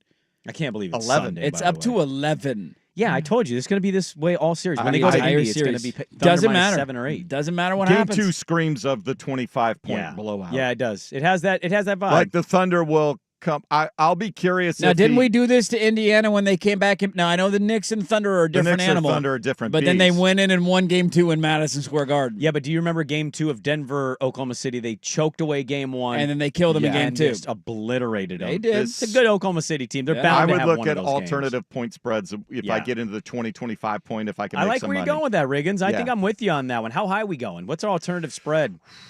What's the best value? Give me what is it, 14? Thunder minus 14. Let me see here. You give me that value because I think you and I are barking up the same Minus tree here. 14.5 for the OKC Thunder plus 139. No, that's Not much. great. I mean, you're only going up 3 points What's on 18? the spread. Give me 18. 18.5 is plus 215. You go 20-point win, it's plus 20, 273. 20.5 is plus 273. Even that's crazy. That's only 273. They're an 11-point favorite. I know. And I they know. lost You're the right. first game. 24.5 is plus 401. I might get weird and put some money on Pacers' money line. Why the hell not? At this point, I got nothing to lose. Sprague and the Line brought to you by the Braves' 6-run lead in the 9th inning. Yo, stop. Still more dependable than a Sprague pick. Look. We're really going to let Sprague escape today without mentioning that colossal meltdown by the Braves. I did Sprague, that what's your reaction? at the very top of the show, and I recognized it, and we moved on. Sprague and the Line brought to you by the Mount Rushmore of Bad Gambling, which all 4 heads are Sprague picks. Do you know That's pretty good. the Braves hadn't That's pretty lost solid. a 6-run lead in the 9th? It was Steve Berthume, too. Shut up. Shoving it down your throat over there. They hadn't lost The that. Diamondbacks win! Hey, Eugenio Suarez. I'm married to Cindy Brunson. Do you know they hadn't lost that game since 1973? Blowing a 6-run lead in the 9th inning. Like Swag was 20 years old. Is that what it was? They were up by That's 6 in the the 9th last inning? time they lost that game. Since how many different pitchers blew it? Because they had to have changed arms At halfway least through, 3 right? in the 9th inning. I don't know if they had 4. Why are we but- talking about this? You My guys gonna team blow it up? sucks. You guys done? You cooked? I'm Are you on team blow up? I'm overreaction baseball fan because I don't Sure. pay attention to all the baseball Good dealings. weeks, bad weeks. You're high, you're Yeah, low. but the Nets or the Nats. the Mets. Oh well, then The Mets blew 2 late to the Dodgers. I saw but that yesterday. The Mets should have swept the Dodgers. we're clearly the 4th team in our division. You're Even the the fourth Nats banana. are like they've got some hope. They're rebuilding. They traded Juan Soto and got a lot of young talent. and it's finally kind of clicking a little bit here. The Yeah. Mets are the Mets, and the Phillies are good. Yeah. I'm least you got kind of the in like Marlins. trade half the lineup territory here. Let's reload, baby. Well, there you go. Sprague in the line. Tanking for us, got us a World Series. Let's do it again. I'm on the Ice Cats tonight, and I'm gambling Pacers money line, dude. I don't care.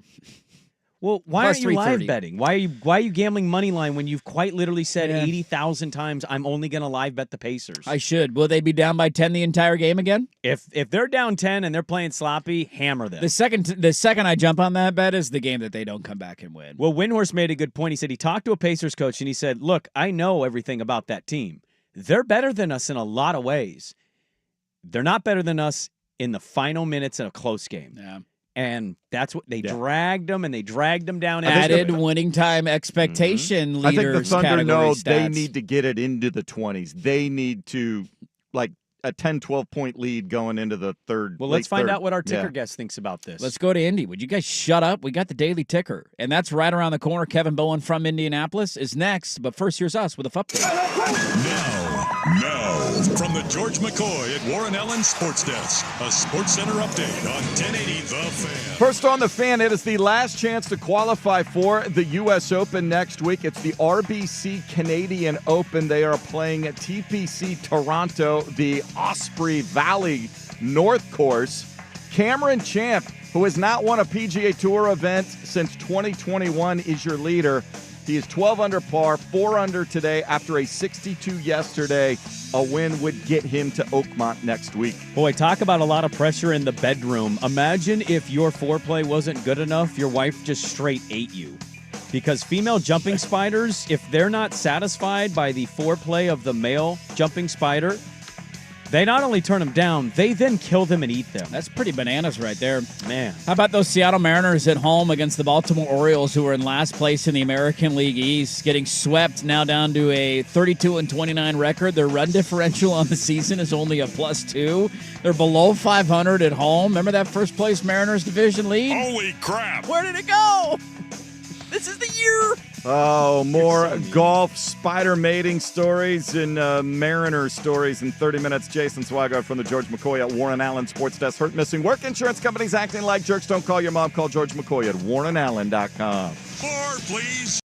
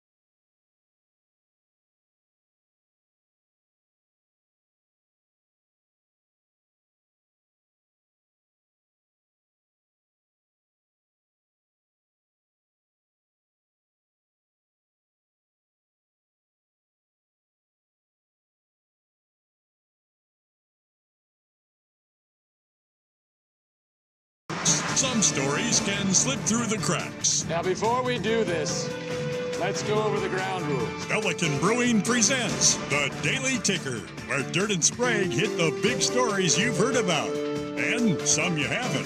How'd you do that? Actually, I'm not even mad. It's amazing. The Daily Ticker with Dirt and Sprague is brought to you by Pelican Brewing, independently brewing on the Oregon coast since 1996. Discover even more flavors from your local coast with Pelican's new craft sodas. Pelican Brewing, born at the beach. All right, Daily Ticker time on a Friday, brought to you as always by our great friends at Pelican Brewing Company. The warmer weather is here. Pelican Brewing brings back its summer seasonal beer, Pelicano, available in clear glass bottles. It's refreshment that you can see.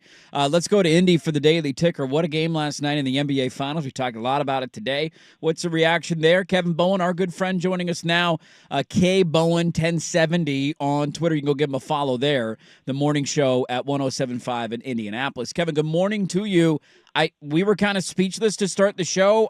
What's your reaction, and how's everybody feeling out there? I hate to be hyperbolic, but I feel like I'm watching another Indiana basketball movie with this Pacer playoff run. It's amazing. I mean, these comebacks are just absolutely insane no matter how you look at it. The fact that Halliburton's the one to cap it every single time. I mean, it's Robert Horry, Adam Vinatieri, Mariano Rivera, Tiger Woods seemingly had a kid, and his name is Tyrese Halliburton. So it's insane. Matchup-wise, I'm curious what you kind of circled and said, this is the interesting area for me for the Pacers, and then what you saw in game one that you liked and that you think maybe left Oklahoma City a little confused or puzzled. Well, I mean, honestly, the inability to handle the pressure I thought was going to be a big storyline coming into the series. I didn't think the Pacers would have 19 turnovers in the first half or whatever the number would be. But I thought the biggest key to the Pacers in this series was putting game pressure on Oklahoma City. It's an amazing stat. They have more double-digit wins, the Thunder, this season than the Pacers have wins, period. Again, it's astonishing, but what that means is final 5 minutes of games, they haven't been in many of those moments. And I thought you saw it play out late. I thought at times Shea, the MVP, is looking over at his head coach like, hey, what do you want to do here? And you look at the Pacers' final possession, they don't look at Rick Carlisle. They say, boom, we're not taking a timeout. For some reason, Lou Dort didn't take Tyrese Halliburton when I thought he easily could have picked him up, and the Pacers made him pay. So if you could put the Thunder into these late game pressure clutch situations, just make them prove themselves. And last night they wilted in that moment. The Pacers thrive in those moments. The Thunder wilted for one night. Will that continue for how many more games of the series? We'll see, but that's exactly what the Pacers have to do. Try to put that game pressure on them. And now, for the first time, really, outside of that Denver series, the Thunder are really feeling it. Well, it's interesting, too, because you look at Game 2, and I love the NBA. In typical NBA fashion, we got to wait till Sunday now for Game 2 because, all that travel from the hotel to the arena is too far. Can't play the game on Saturday. But we did this with the Pacers a little bit, and when they beat the Knicks in similar fashion in Game 1, you're like, can they really repeat that? They did what they needed to do. What's the environment going to be like in Game 2? And we were just talking about this. When Denver did it to OKC in Game 1, then they got obliterated in Game 2. When we saw Indiana do it, they still found a way to win Game 2 in Madison Square Garden. What's your read for Game 2, and what do you expect? Yeah, I saw Vegas have a spread at 11, Thunder favored by 11. I mean, they responded emphatically against Denver. Very kind of similar loss. They beat them by 40-something in Game 2. I just think there's a soul-crushing nature the Pacers have with these wins. And I know at times Cleveland even responded in New York, eventually did, but still, it just almost seems like a win like that is worth 2. Now, maybe you don't feel it in Game 2 of the series. Maybe you feel it at some point else in the series here. So, if you're in Oklahoma City right now, you're saying, hey, we have the second worst shooting night of our season. Jalen Williams is an all-star, is not going to play that poorly again. And, for 45 minutes, you played very, very well. Whereas the Pacers will say, yeah, we obviously had a, historic comeback again, but we don't turn the ball over like that again. So, I probably think Oklahoma City gets it done, but, the start of the series, I picked Thunder in 7, but I said if the Pacers get Game 1, it's Pacers in 6.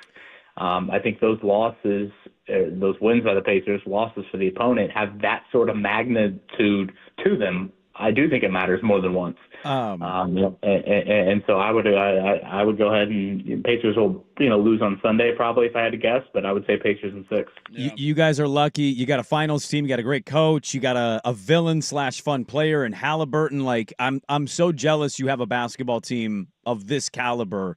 When you're doing a morning show and you're in an NBA Finals and you pull out a victory like that, is there any segment on the show coming up next? Anthony Richardson sucks. Or is it all finals the whole show? So I don't know if you guys caught the news cycle yesterday, but Anthony Richardson suffered a right shoulder injury in an OTA practice, an aggravation of a surgically repaired right shoulder. So he will miss the rest of the spring.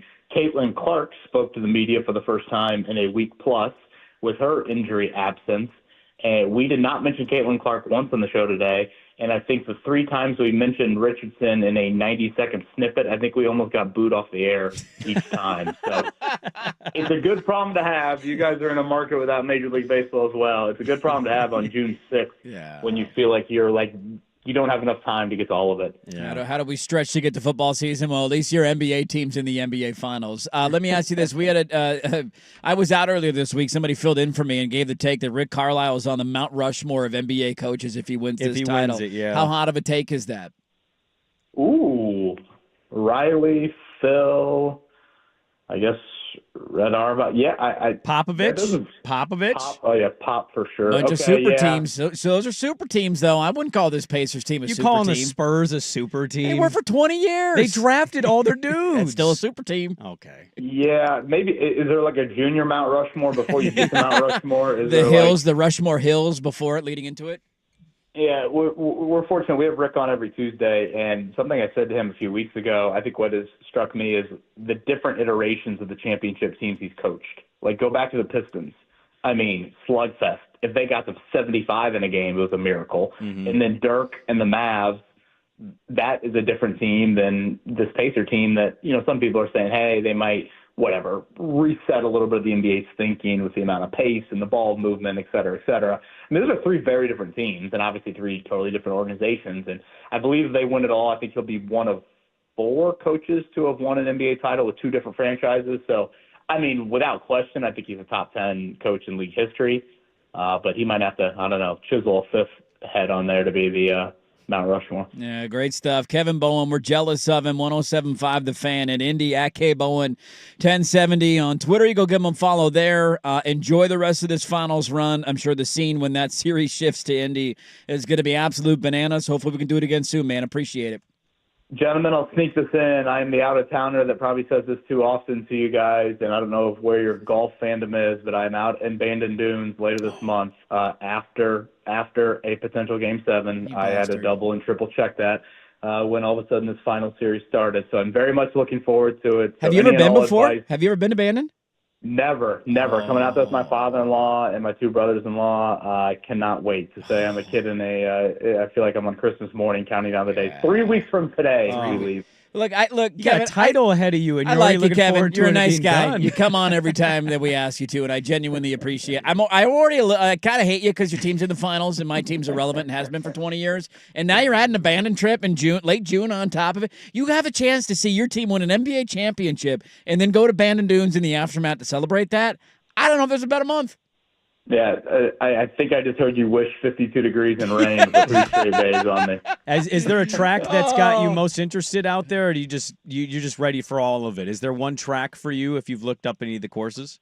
Yeah, I'm ashamed to admit how many YouTube videos I've watched. Yeah. If my wife only knew, it's so pathetic. Honestly, probably I am a sucker for the view, so Sheep Ranch and seeing the amount of greens that are on the ocean, but hearing more and more about Pacific Dunes, that as well. So, yes, to say that I can't wait would be the biggest understatement ever. Let's do this, Kevin. We do appreciate your time, and I know you're super busy. Let's wait for your trip to be done from Bandon, and then let's get your Bandon ranking. Because every time you go to Bandon, you got to have the rankings. You got to have your top 5. So are you going to play all of them when you're there? Yes, we are. The first day we're Bandon Trails. The second day we're Sheep Ranch, Bandon Dunes again. And the final day we're Pacific Dunes, Old McDonald. Well, you got to play the Preserve, too, the par 3 course, and you got to blaze up a Preserve. fat weed joint. You just got to get super ripped for that one. Yeah, I want to say we land, I don't know, I think we're flying into Eugene, and I think we're like 5 o'clock on Bandon Preserve the first day. Oh, so God. Any and all advice. I'll take anything. K-Bowen 1070 on Twitter. Right. You cannot give me enough Bandon nuggets, so please. Help them out, listeners. We all love it. It's our hidden gem down here in Southern Oregon. Not really hidden, but Not we hidden love anymore. it. Kevin Bowen, appreciate the time, man. Enjoy the finals. Let's catch up soon.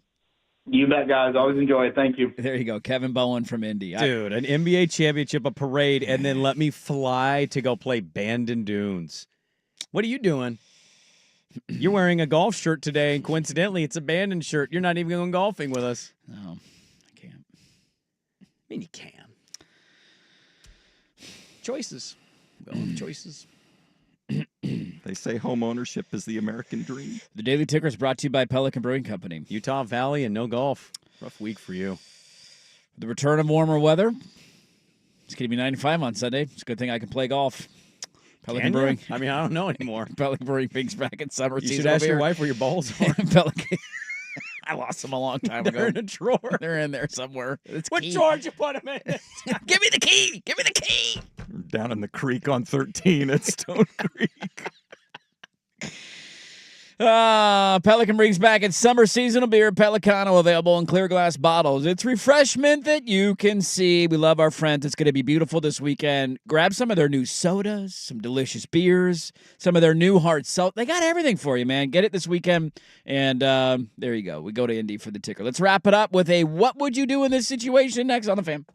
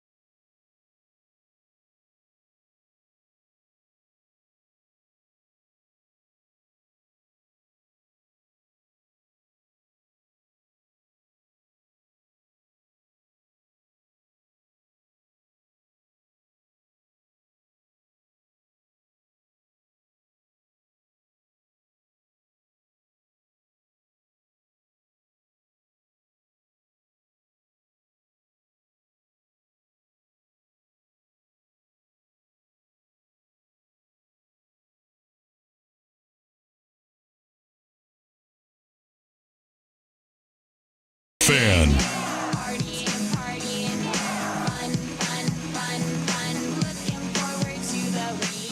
There you go. Fist pumping your way into the weekend every single Friday. One more time on the way out. Did you know if you text the word WICK, W-I-C-K, that's how you spell it, to 503-864-6326, you'll be entered for a chance to win a pair of tickets to see From the World of John Wick, Ballerina.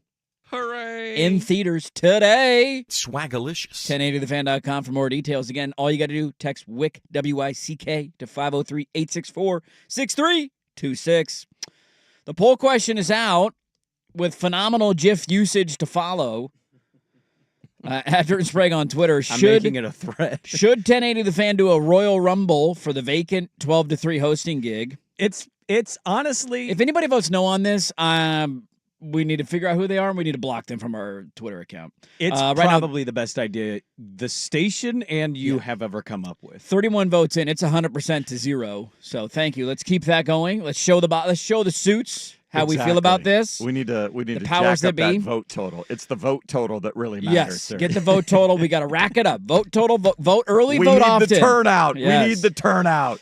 You can stand in line. We'll deliver you water. And Sprague has added a GIF for each of the candidates. Each person. To connect them to a wrestler. And so you can go see who he's connected. I'm also doing Swag and Isaac Atsuk Yeah, and Meringue Swag, and you yeah. and me. And, and I got one for Dusty. Who am I? I'm waiting to see who I end up being. I'm doing yours right now. Okay, yeah. I'm debating who I think you would be in a Gene Royal right Rumble now. style. So you can go check all of that out at Dirt and Sprague on Twitter and follow through with that. Let me ask you this question to close it up on a Friday as we go into Game 2 of the Stanley Cup Final tonight, and then we got to wait till Sunday for Game 2 of the NBA Finals. Would you find somebody? Yeah, I think me and you would be the Mean Gene and Michael Cole. Okay. The backstage. Hey! Interview guys? Yeah, but... Schultz, what went wrong there? The one I'm using for you is pretty disrespectful. That's all right. Whatever.